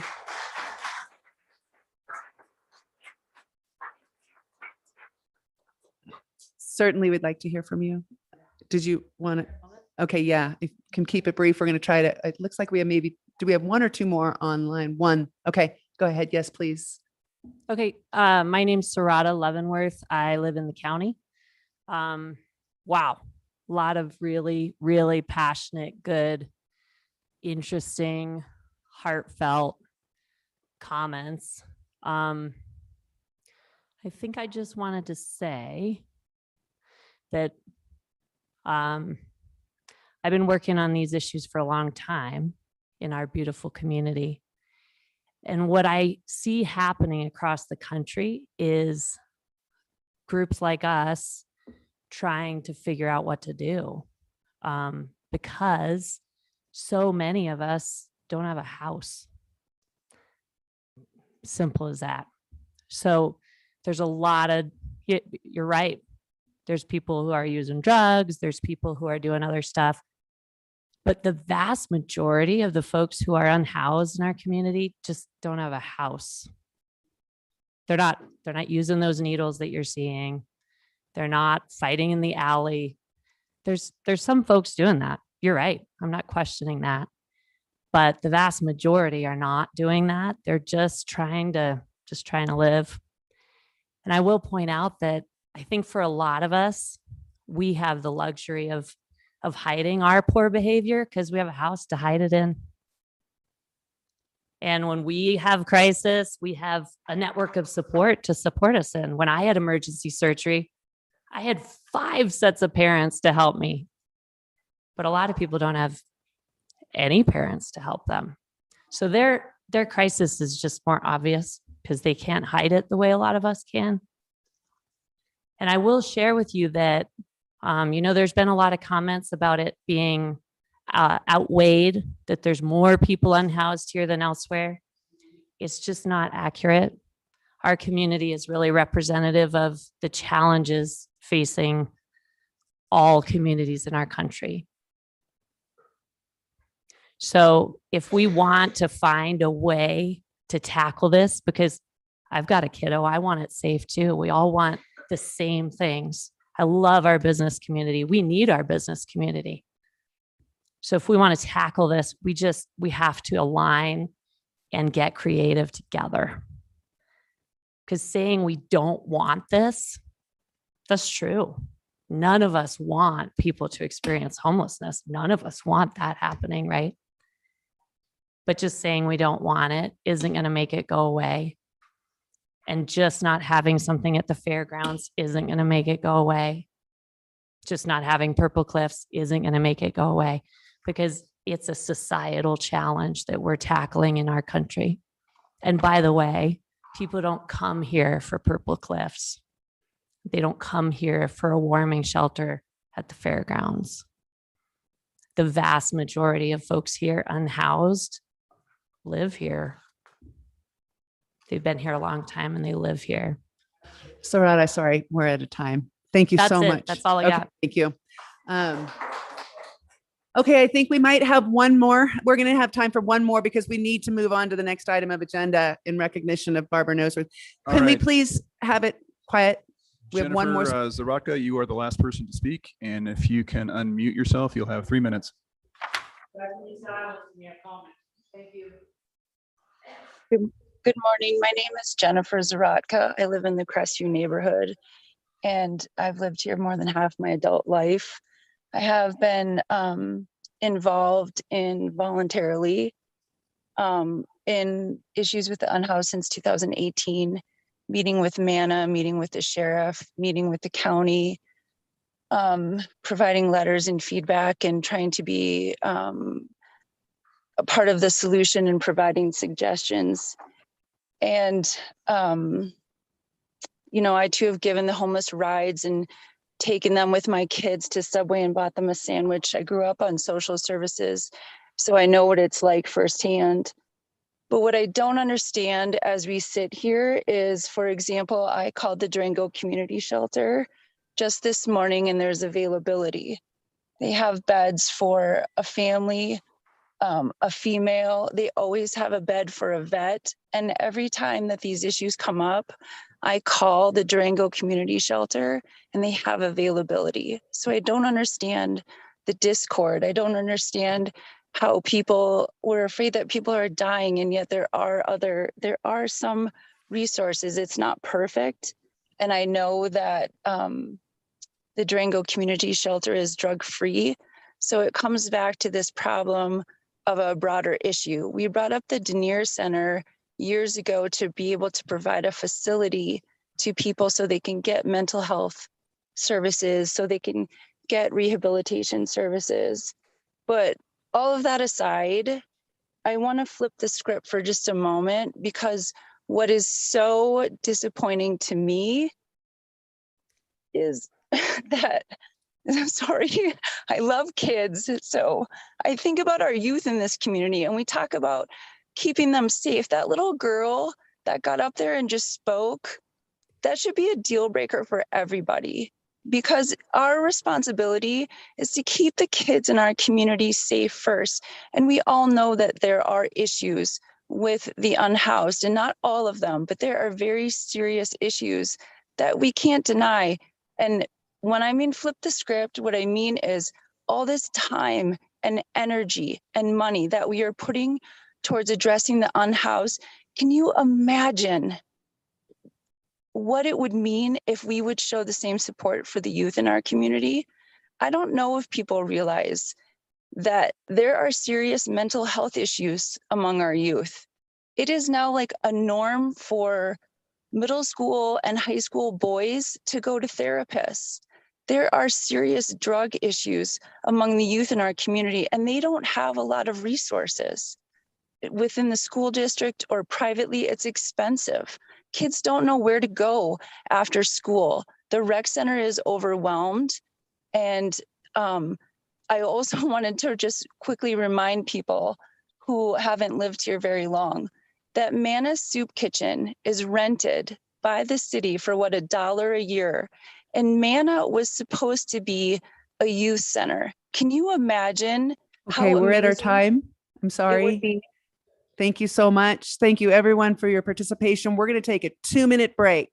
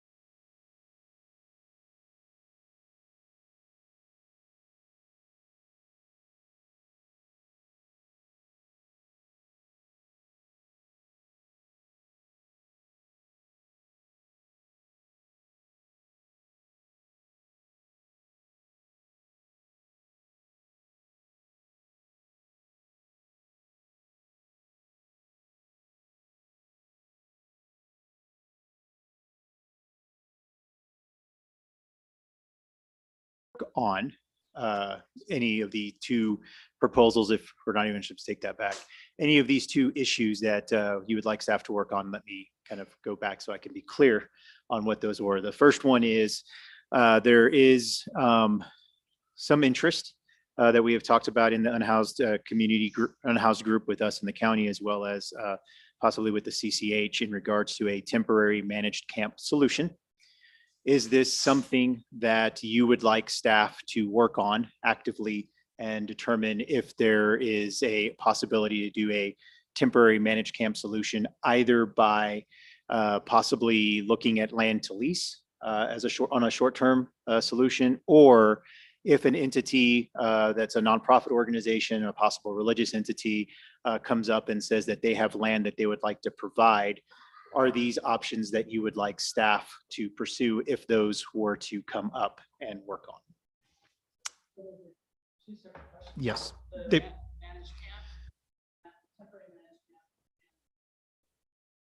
It's the temporary managed camp.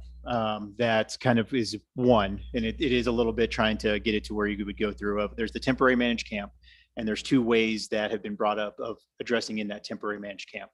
If the council has a different direction in how they would like to go through that is absolutely, we will talk and can discuss, but it was kind of under the temporary managed camp option of, do we want to look at leasing land? Is there direction to do so? For staff to work on it. That doesn't mean that we have attractive land identified. It doesn't mean that we have how that would work. It's just, do you want staff to work on it? If a entity came, do you want staff to work with them and say, if they came and said, city, I have land or an option that I'd like the city to consider using, would you like staff to work on that? If there's another option that's out there where it looks like is a temporary managed camp that I haven't stated and the council would like to staff to consider, we'd obviously be open for that direction as well. Thank you for the clarification. Seems to make sense. Counselors, we're talking then about a temporary managed camp solution for either a lease or partnering with a nonprofit organization, if I understand correctly. Do we have council opinions and thoughts on that? Who would like to start? Okay, I'll give it a go. We had a lot of public comment and I want to address just a couple things as we get into the temporary lease of managed camp, and I'll get there too. I wanted to, the things that concern me and that make me sad and disheartened as a city councilor is the comments of distrust that were brought up during the public comment. And I kind of wanted to address a couple things. There was a post on Facebook on Wednesday night that started this. And there's something I want to address because I think it was good in some ways that we got so much public feedback. And if we ever had a question where public stand on certain things, I feel like we know a lot more now. So I think that's great. However, I want to bring up that the way we say things matter. Like the way we talk and how we talk about each other and unhoused, and it matters. And it's so easy to share something that's controversial and you're like creating like this, and it's, no one really shares when something is clarified or brought to light. Okay. There was the second sentence of this post said, I want to raise attention to a short notice city council meeting planned at 8:30 this Thursday, September 29th. I want you guys to know that we received an email from our city manager on Thursday, a week ago today. All of city council did directly after he got out of a meeting with the mayor and the county manager and a city council or a county commissioner, where the La Plata Fairgrounds was brought up for the second time. Our city manager knew that this was going to be a pretty controversial issue. And so he wanted to get it in front of city council as fast as he could. The first sentence of his email, Mayor and Council, good afternoon. I wanted to provide you an update on the unhoused working group meeting. We have come to a point where we are needing council direction. I will show you this email immediately after. While it seems like timing is not ideal, there was no ill intention. And I hope that everyone that was in this room realizes how much we all care about this city. That is the only reason I'm here. It's not for fun, right? It is because I love this city and I love raising my voice here. And so it's very hurtful that another city councilor would want to throw the city and our staff and other counselors under the bus, intentionally or not intentionally. And I know we all do things and say things potentially that we're like, oh crap, maybe I should have said it differently. And when I do something like that, I come forward and I apologize and say, maybe I skewed that a little wrong. I had a conversation with Mark, who was up here giving public comment yesterday, and he's like, what did I say that was not factual? And I said, Mark, actually nothing you said wasn't factual. Just like nothing I said in my social media post wasn't factual. It's the way you say it, and the way you say things matter. And maybe I'm like half glass full girl and more positive than not, but maybe that's what we need a little bit more of. I also there was a couple other people that were in here that called me yesterday and were like, you did this during working hours, so we couldn't be there. I'm going to take full accountability. When Jose sent this email, I was the first person to respond back. And he's like, we need a meeting next week. And I said, I will not lose another night with my boys. I have to do it before 3:30, period. And so that was on me, and you can blame me for that or whatever, but I hope that you value my values with my kids. And so I just kind of wanted to get that out because I'm super bummed about what went down Wednesday night. And I tried to make a comment to be like, listen, like this is a little bit skewed, and I got blocked from Facebook, from this Facebook page. And so just like know, like, how authentic someone is and how transparent. And if you want to talk or you want to know the background or you want issues, I know Brigham, I gave you my phone number, like call me. I will sit down. I talked to Jeff yesterday for a long time. Like I will take your call. I'm transparent. I might not give all the right answers. And I know like Nina might not like agree with everything I say. I feel like with this issue, like there's so far left and so far right. And the answer might be in the middle. And we all kind of have to give each other a little bit of grace. And so I'm going to start with that. I do not support a temporary location near our schools. My kids go to those schools. I think it's going to be really challenging to find a site in city limits. And that is where I'll start. And then we can kind of go from there. Thank you, Councilor Buell. I just want to acknowledge your statements. It is difficult. It's a difficult job. And we have faced some criticism, and it's not easy, but just do know we are all doing our best to represent all of the community. So thank you, Jessica. I appreciate that. And I appreciate your comments. And I think in full transparency, you need to acknowledge which city councilor it was who posted these posts. I mean, I don't think it's like a secret. I mean, it's on Facebook and I think anyone can see it. I mean, I have posts about it. This is a hot topic. Like we all have passions. And actually Olivier and I agree on the direction forward. I feel like if you look at the last city council meeting, when Kim actually brought up that she wanted to talk about this and I didn't agree, because I wanted more a plan before. I don't want to just like talk about it to talk about it. Like I want a plan. I want someone to tell me what they feel like we should do and why. I'm not an expert on homelessness. No one dropped off a magic wand to us, City of Durango, and is like, here, this is how you fix homelessness. Like it is a complex issue. And so and Olivier and I actually agree. And he agreed with me during that meeting that, yes, we need a path forward. I feel like we both agree that it should not have been at the fairgrounds. Like, I feel like that, and maybe I don't want to speak for him, but I just wanted to clarify that and bring to the attention that how you say things matter. And not just the public, like especially leaders. And it can skew things in a way that is not healthy for our community. And I feel like in this day and age, it's so divisive that we don't need to contribute to it at all. Like we need to help move forward in a positive direction, and causing rifts within the city is not the answer. And so, yeah, it was a post made by Olivier Bosmans on Olivier Bosmans for City Council. I responded to it. I was blocked, despite the fact that him and I actually agree on most policy things, I think, like, you know, going forward. But I am not perfect. And you can probably go through my Facebook and find things that I said that was wrong. And I will apologize and say like, I mean, yes, 100%. And so, yeah, I just wanted. Okay. So just to bring this to full circle, if I can. So regarding, yeah, thank you very much again. The temporary managed camp solution, just to make sure we're very clear on the recommendation or the direction that we give to Jose. You are in favor of Jose looking into a lease option and potentially a nonprofit partnership.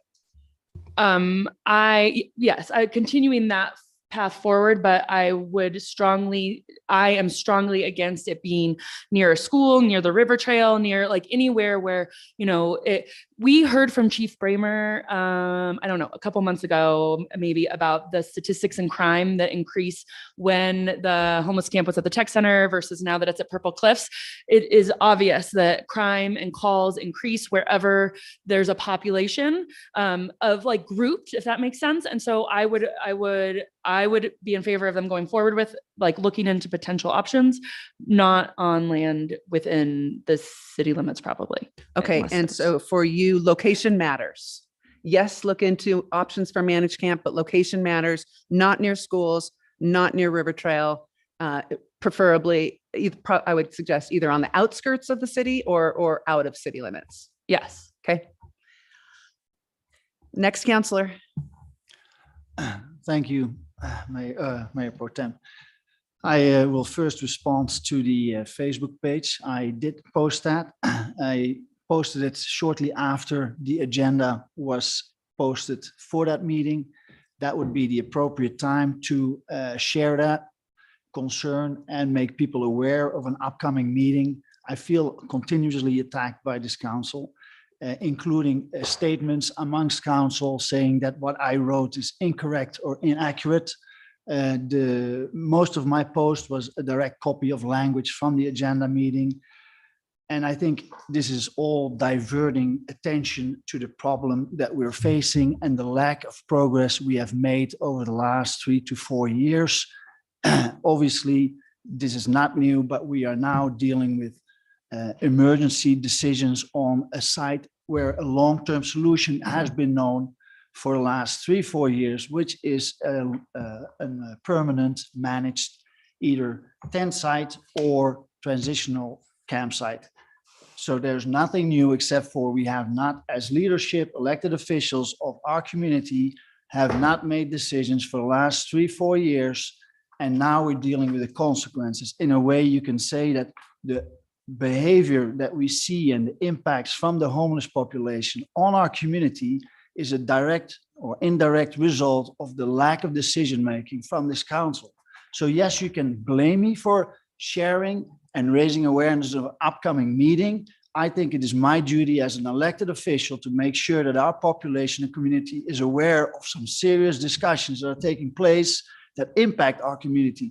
I think the fact that our community raised their voice so much is proof that we are failing as a council and commissioners for that part to understand what is important and where we should be going. This whole topic of a fairgrounds should not even be on the agenda. It should have been shut down before it even started if our elected officials would have known this. Yeah. Okay.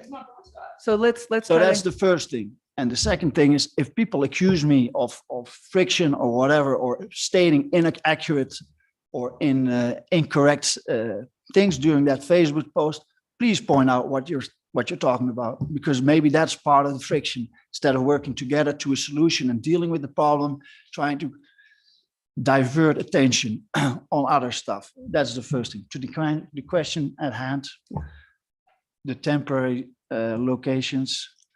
I think I support staff looking into locations, vetting them at a very early stage so they don't waste more time or money on potential sites that are not going to pass because of schools or elderly people or whatever sensitive areas. So yes, I am in support depending on the location and trying to vet that as soon as possible before it even becomes a public topic. Okay, that's helpful. Thank you. I think I have a good understanding. Location also matters for you, not near schools, river trails, and you also mentioned elderly. So thank you. That's helpful.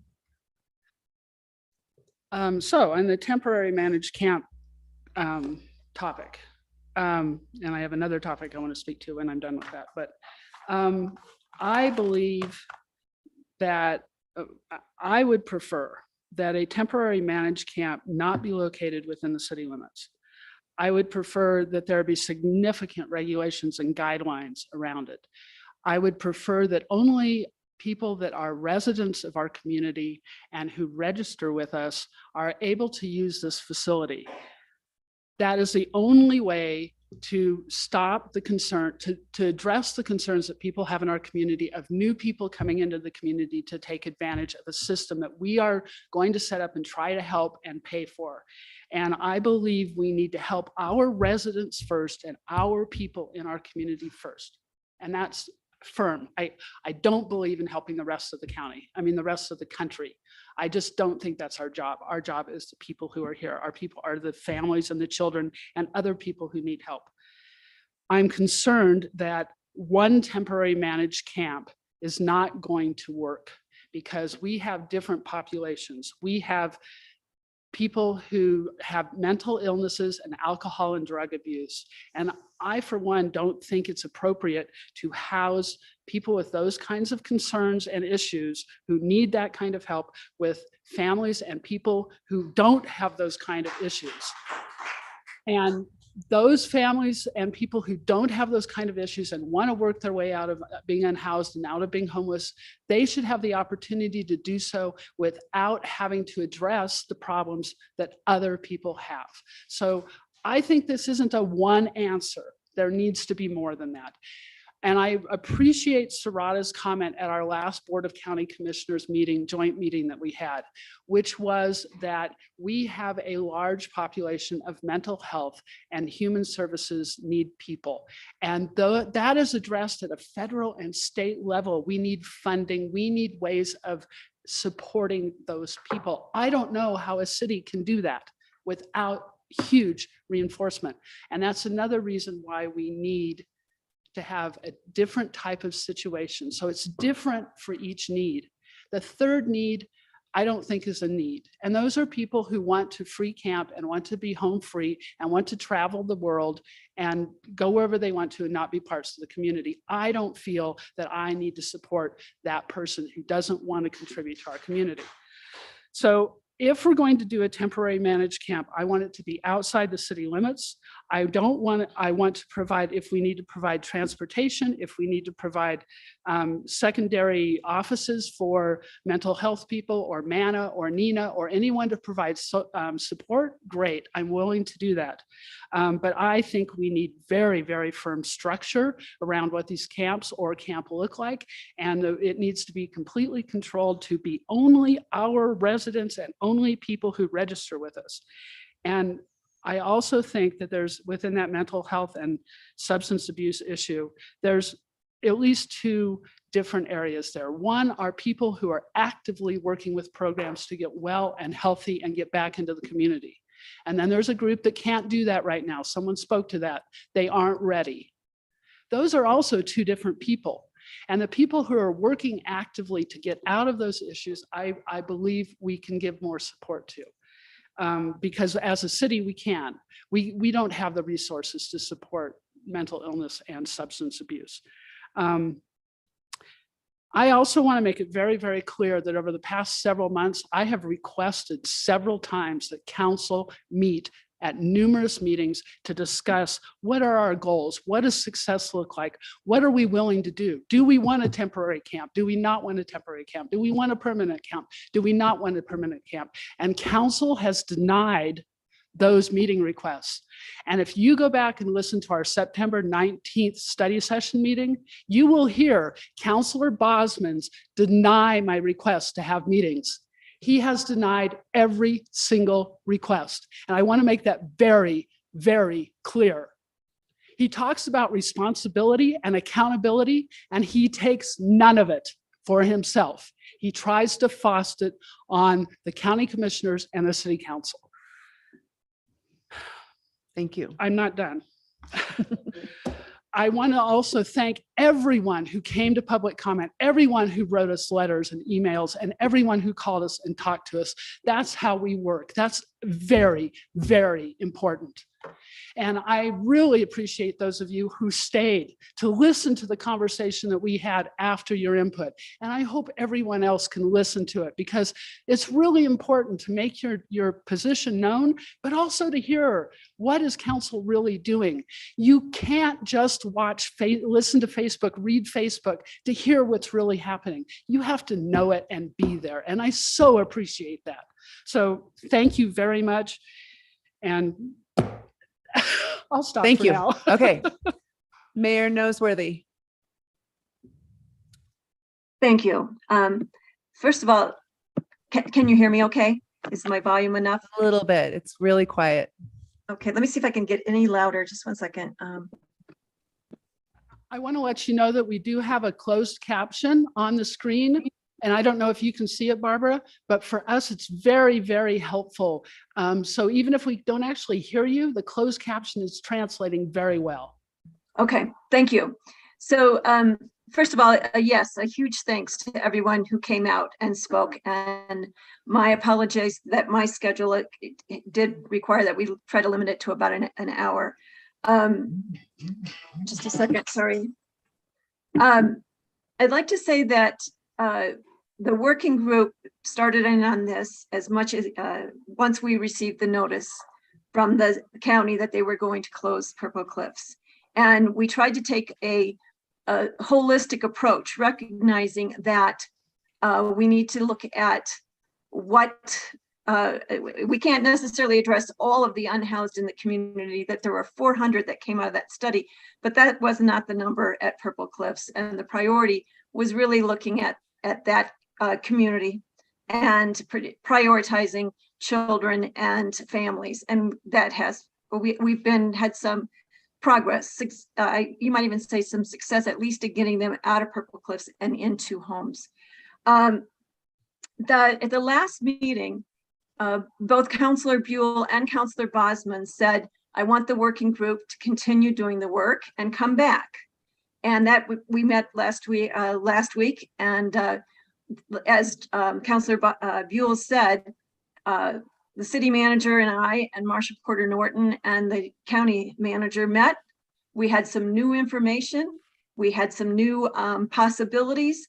And the first thing we asked was, when can we get back with council to discuss this? So I think it's important to recognize that as the working group, our goal was to, try to find what might work and then bring it back to council with to get their direction, which is what this meeting is all about. With regard to the question, I definitely support a temporary managed camp. I see the merit in looking at sites that are not, as has been discussed earlier, not in residential areas, if possible, not in around schools, not around other amenities in the businesses. I totally understand that. My goal is twofold, that the temporary managed camp is temporary until we look at something that it might be more suitable, which is the executive session discussion, that it focus on having people who are really committed to abiding by rules and to working toward permanent housing. I think that's the part of the issue, is this is a bridge to help folks actually find permanent housing. To that end, we also have to be having conversations, and we've been having that with the county, of what other possibilities are there for things like Aspero or Lumion, and the city has done a lot in that regard. Where are some other things that perhaps the county can step up? So if we do have a managed camp, where are we able to put folks? Because this is a temporary and a bridge to that. So I think those are two important issues. So yes, I do support looking at a lease for that, and partnering with a nonprofit if there's an appropriate location that we can use. And I apologize for my having to participate via Zoom. I had a long planned trip and I am in transit, being back in Durango yet this evening. Thank you. Thank you, Mayor Noseworthy. Okay, I will just add my comments then to conclude. So far, it does sound like we have support, but I would add that I also support moving forward with the temporary managed camp for either both on leased property and also in partnership with a nonprofit. A couple comments from myself, so just to conclude on that, though, I do think we have support for moving forward on that. I hope that's very clear from all 5 councilors. I wanted to thank again the community for coming out and for sharing your perspectives with us. I think it's so important. I think a lot of us are a little bit disappointed in how all of this transpired and the confusion that it caused the community and the different information that was out there. It's disappointing. I think we can do a better job going forward, and I think we will try to. It's difficult when we're working with multiple agencies. I'm really part of the problem was a lack of communication with the county. I think we can do better on that as well, and I think that we need to strive towards that, because I think this made for a very difficult situation and caused a lot of anxiety, stress, and concern for a lot of our residents. And it's just not a very effective way of working together. And I think I will strive as one counselor to see if we can do that better going forward for all of us. I would like to suggest that as a city council, we face a lot of pressure. And we face a lot of criticism. We get feedback constantly, which is helpful at times when it's productive. But I can tell you that it does cause division, and it creates division even within our own team, which you can see today, and it's unfortunate. And I'd like to see us try to work better also as a team, because we're all doing our best to serve all of you. And I think we can do that better when we're just having civil discourse, appreciating the perspectives of all of us. Everyone has different ways of communicating, and it's just difficult. So I just thank you for having patience with us, and I just encourage my counselors to think about that going forward. I would just want to say that, there's a lot of frustration that we haven't solved this problem yet. I've been on council for 5 years. We've been talking about it for years. I would suggest we have current counselors that are critical of ourselves, but those counselors too have served on council for at least almost going on, a year and a half. So we are all in this together, trying to solve a really difficult problem. We're giving staff direction now to move forward with a temporary camp based on the imminent closure of Purple Cliffs, which our community recognizes is not working. My one parameter that I would love to see work, if at all possible, is if that temporary camp location that is found, which I agree should be either on the very outskirts of city limits or preferably out of city limits in the county, because this is a community-wide problem. This is a county-wide problem. This is not a city of Durango problem to take on its own. It's too big for us to take on as a city. So we need to be working region-wide together. And I just think that my wish is that we found a location that could not only be a temporary camp, but it could remain a permanent managed camp, such that we are not displacing our homeless residents multiple times from one location to another location at double the cost, at double the waste, at double the staff time. And then it just makes no sense. So ideally, I would encourage staff to try to find a place that can also be a permanent place where we can establish some infrastructure, get the transit lines out there, and sanitation and trash and systems in place, such that it can be a permanent location going forward. It's difficult to find the spot. I'm assuming we may need to buy land. We may need to use city and county funds to buy land. I don't know how this goes forward, but you've heard from all of us that we're trying to solve a very difficult problem. We want to. We also recognize the importance of appreciating the needs of our safety and security of our residents. There's dual goals here. Someone said that well in our public participation today, and we're trying to meet it. So thank you again for your participation. With that, I think we have our conclusion for our action items, correct, Jose? Do you think you have enough? Okay. So if there's nothing else from council, I say that we move on to action item 2.1, executive session. Okay. For that, I'm going to go ahead and read our executive session material. We are going to move in. Madam Yes, Mayor Pro please Tem, help. I would suggest after you apologize for that. After you read the subject, I would ask if a counselor desires to make a motion that we make the motion in full. So And then you want to just, after you do that, hand it to me and I'll make the motion in full? Okay. Is that what you're suggesting, Yes, Dirk? yes. So reread twice. Yes, Do you want to read it, Dirk? I can do that. Okay, go Or you ahead. can. And then, yeah, thank you. Okay, this item is agendized for, excuse me, discussion and possible action concerning a motion to hold an executive session to discuss the purchase, acquisition, lease, transfer, or sale of any real, personal, or other property interest as permitted in CRS Section 24-6-4024A, specifically regarding the consideration of numerous properties to evaluate suitability for purchase and use as a permanent managed camp for the unhoused in La Plata County and for determining positions relative to matters that may be subject to negotiations, developing strategy for negotiations, and instructing negotiators as permitted in CRS Section 24-6-402EI, specifically related to the potential purchase of real property for use as a permanent managed camp for the unhoused in La Plata County. Thank you, Dirk. Mhm. I'll now repeat exactly what you just said. Yes. I'll make a motion that council hold an executive session to discuss the purchase, acquisition, lease, transfer, or sale of any real, personal, or other property interests as permitted in CRS 24-6-4024A, specifically regarding the consideration of numerous properties to evaluate suitability for purchase and use as a permanent managed camp for the unhoused in La Plata County, and for determining positions relative to matters that may be subject to negotiations, developing strategy for negotiations, and instructing negotiators as permitted in CRS 24-6-402-4EI, specifically related to the potential purchase of real property for use as a permanent managed camp for the unhoused in La Plata County. I'll second. Any further discussion by council? May we have a roll call, please, Faye? Counselor Baxter? Yes. Counselor Bosman's? Yes. Counselor Buell? Yes. Mayor Pro Tem Youssef? Yes. And Mayor Noseworthy? Yes.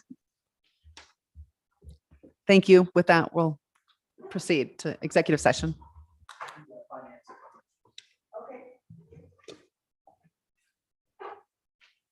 Yo.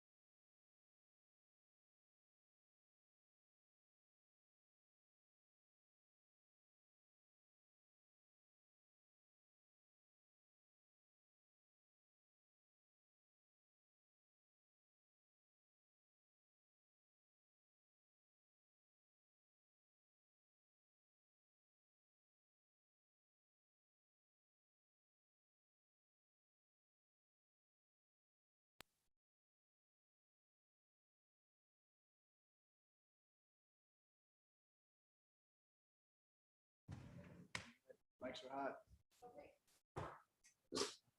What's that? Unless they're not. Mics are hot unless they're not. And I just did it right. And we are hot. Thank you. Yep.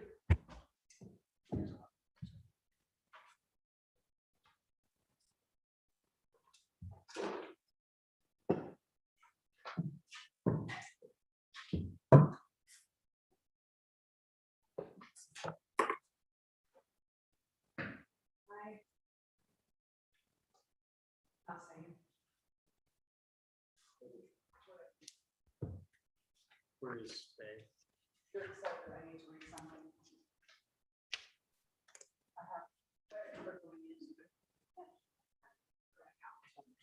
She's walking in now.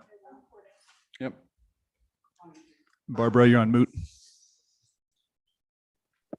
Do you need a voice check? Yep, we hear you. Okay, thank you.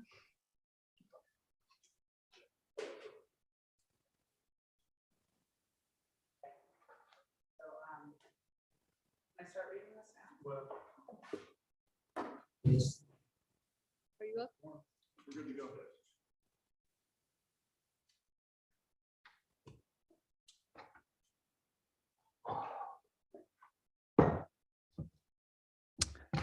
The time is now 11:42 and the executive session has been concluded. The participants in the executive session were Melissa Youssef, Jessica Buell. Olivier Bosmans. Dirk Nelson. Kim Baxter. Jose Madrigal. and Aaron Barbara Nose- Hyder Barbara Noseworthy. and Barbara Noseworthy electronically. For the record, council met in an executive session to discuss the purchase, acquisition, lease, transfer, or sale of any real, personal, or other property interests as permitted in CRS 24-6-4024A, specifically regarding the consideration of numerous properties to evaluate suitability for purchase and use as a permanent managed camp for the unhoused in La Plata County, and for determining positions relative to matters that may be subject to negotiations, developing strategy for negotiations, and instructing negotiators as permitted in CRS 24-6-4024EI, specifically related to the potential purchase of real property for use as a permanent managed camp for the unhoused in La Plata County.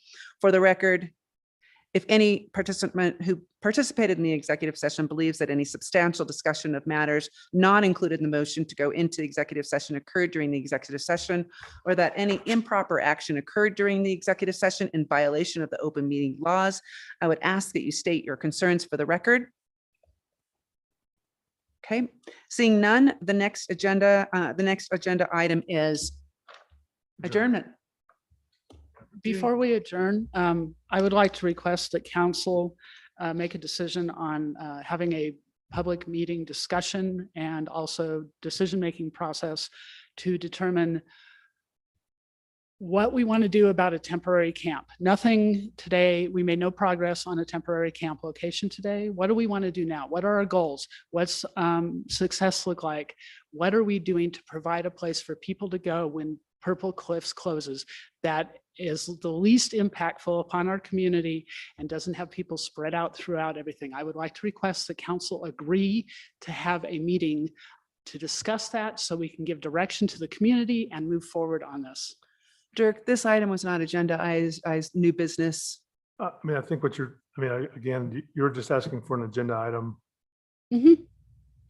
She's asking for a public conversation. Should that be? I'm asking for us to- You're not talking not about this now. moment. I know, but should this be agendaized for a new business topic like we normally do? In a So study we're going to session? wait we're going to wait till Next week. Tuesday. Yeah, and then we'll have to wait another 2 weeks probably. But I'm to have asking you as a point discussion. of process, Dirk, please, if Well, you can explain that. It wasn't agendized, but if you want to give Jose the direction to put that on the agenda for next week, then certainly allows for a public discussion. So I don't see an issue with that. Thank you. I would prefer send an email and check in with council. It's not part of this meeting. That's why we have the line items, new business items, or topics at the end of a regular meeting. So is that okay? That is okay.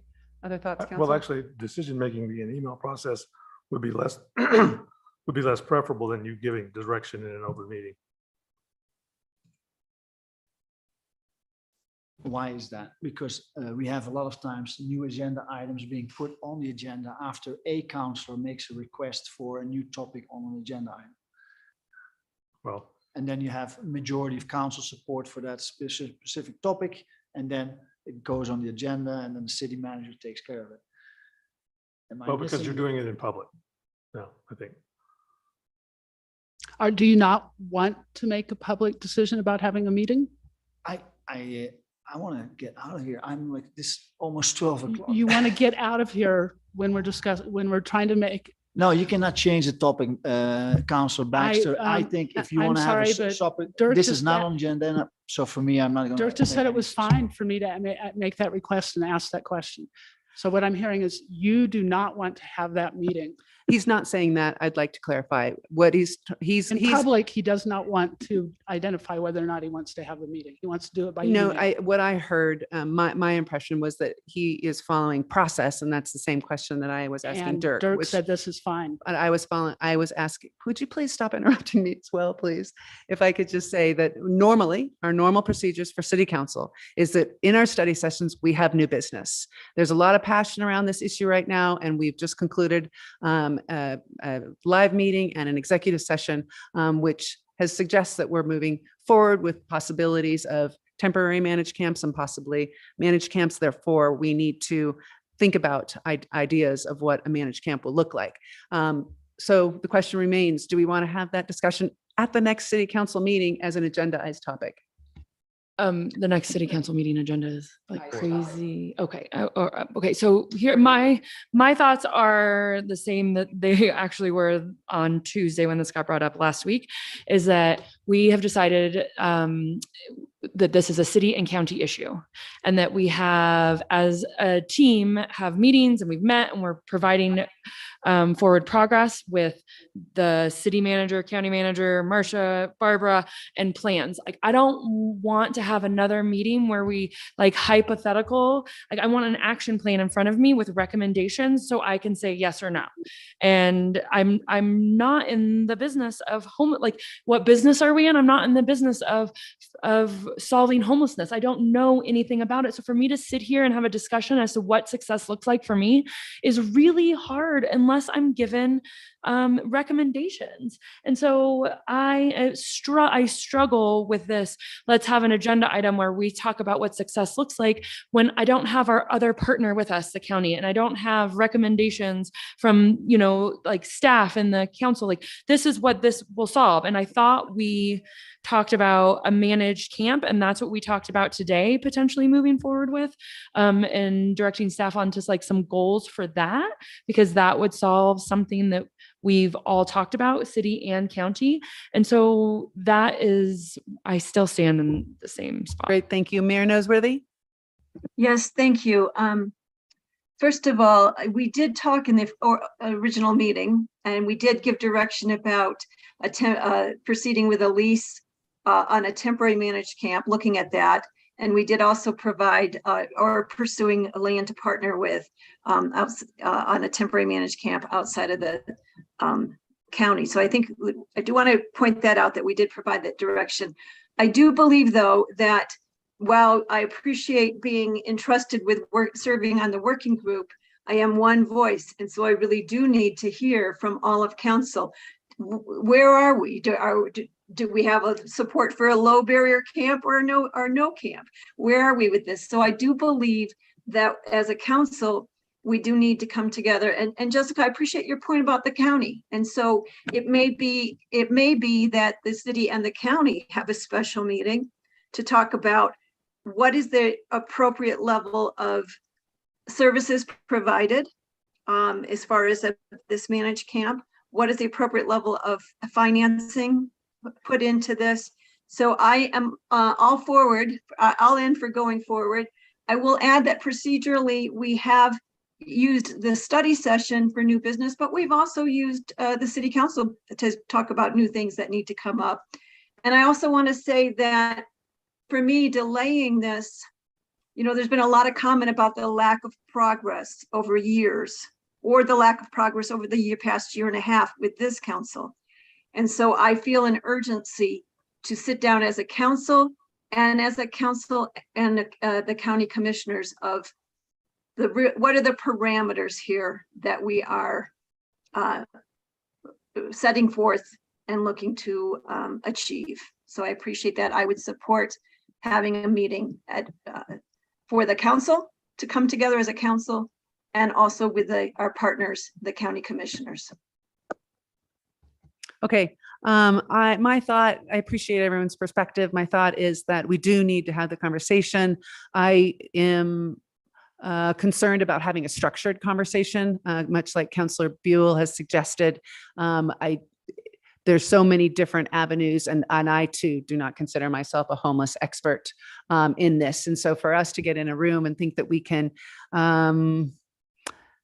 appropriately make decisions on behalf of experts in the community who are very knowledgeable about what does work, what has proven to work, is something I don't think that we are would be very effective at this time. So any discussions that we have, I think, should include our partners, as you've suggested, Mayor, the county, and it also should include people who have expertise in performing exactly what we are trying to set up. So they should include potentially those who might be helping us with the management of the camp, and those who have experienced working in a managed camp in the past. I think if we were to get together and just agendaize this for next week, we would go around and around and not have the expertise to make the appropriate decisions. So my recommendation would be to hold off on those discussions until we can have a discussion with our partners and the experts in the field. But I would like to get those discussions on the books for a future time as soon as possible. So if I may make one last comment. The idea of having those discussions with our partners and with the experts is something that we've been doing for years. And there has been no forward movement on a temporary camp for when, and Councillor Bosmans, I see you're leaving the meeting. Councillor Bosmans has to go for work-related reasons. I'm just acknowledging that because we need to know that he left the meeting, just like we needed to know he came to the meeting. So it's okay. I acknowledged. Thanks, Councillor Bosmans. So we have no progress made on a temporary camp location, what that might look like, and Purple Cliffs is closing this weekend. I think we are not taking responsibility for saying, as a council, because we need to also give direction to the county of where we're coming from. The county and the city have different purposes in this world, and they don't function the same way, and they don't have the same concerns. The county may be very happy to put any type of managed camp in the city limits. Are we? And what is it that we want? And what does success look like? I'm not saying we choose pallet shelters. I'm not saying that we choose this or we choose that, but we need to look at it from a policy level. What do we support as a policy? And what do we support as an action? Not the details. As you've all said, that is not our expertise. But until we give direction to the people who do have the expertise, they can't bring us an answer. I support that, actually.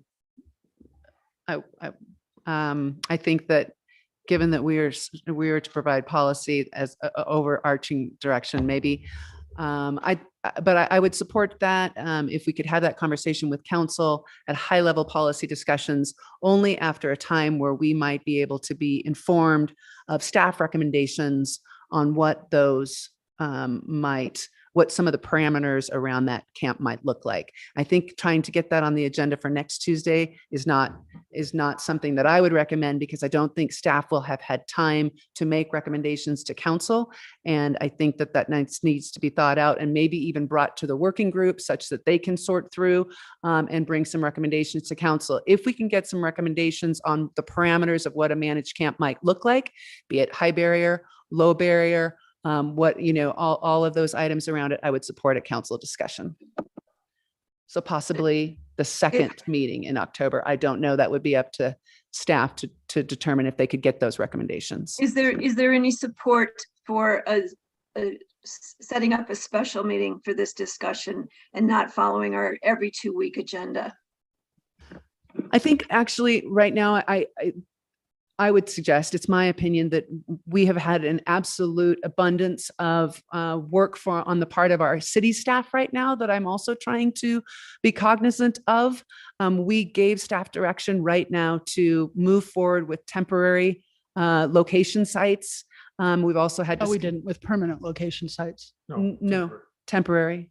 Yeah, you you gave guidance for the temporary. Right. You public. mean not using the fairgrounds? No, on a lease or nonprofit proper purpose. Okay. The Okay. discussion that we All talked right. about today. Okay. So staff is very busy. I think we can simultaneously ask staff if they can start thinking about working with the group, with the working group on bringing forward some recommendations to council and, if you will, also Board of County Commissioners, such that we can start working potentially, as a council and as a Board of County Commissioner to come together on what are our parameters of what that managed camp in a temporary situation and permanent situation will look like. But trying to do this by next Tuesday, to me, is not a realistic opportunity. So I would support looking at that, but looking at it down the road when staff has opportunity and time to make a recommendation.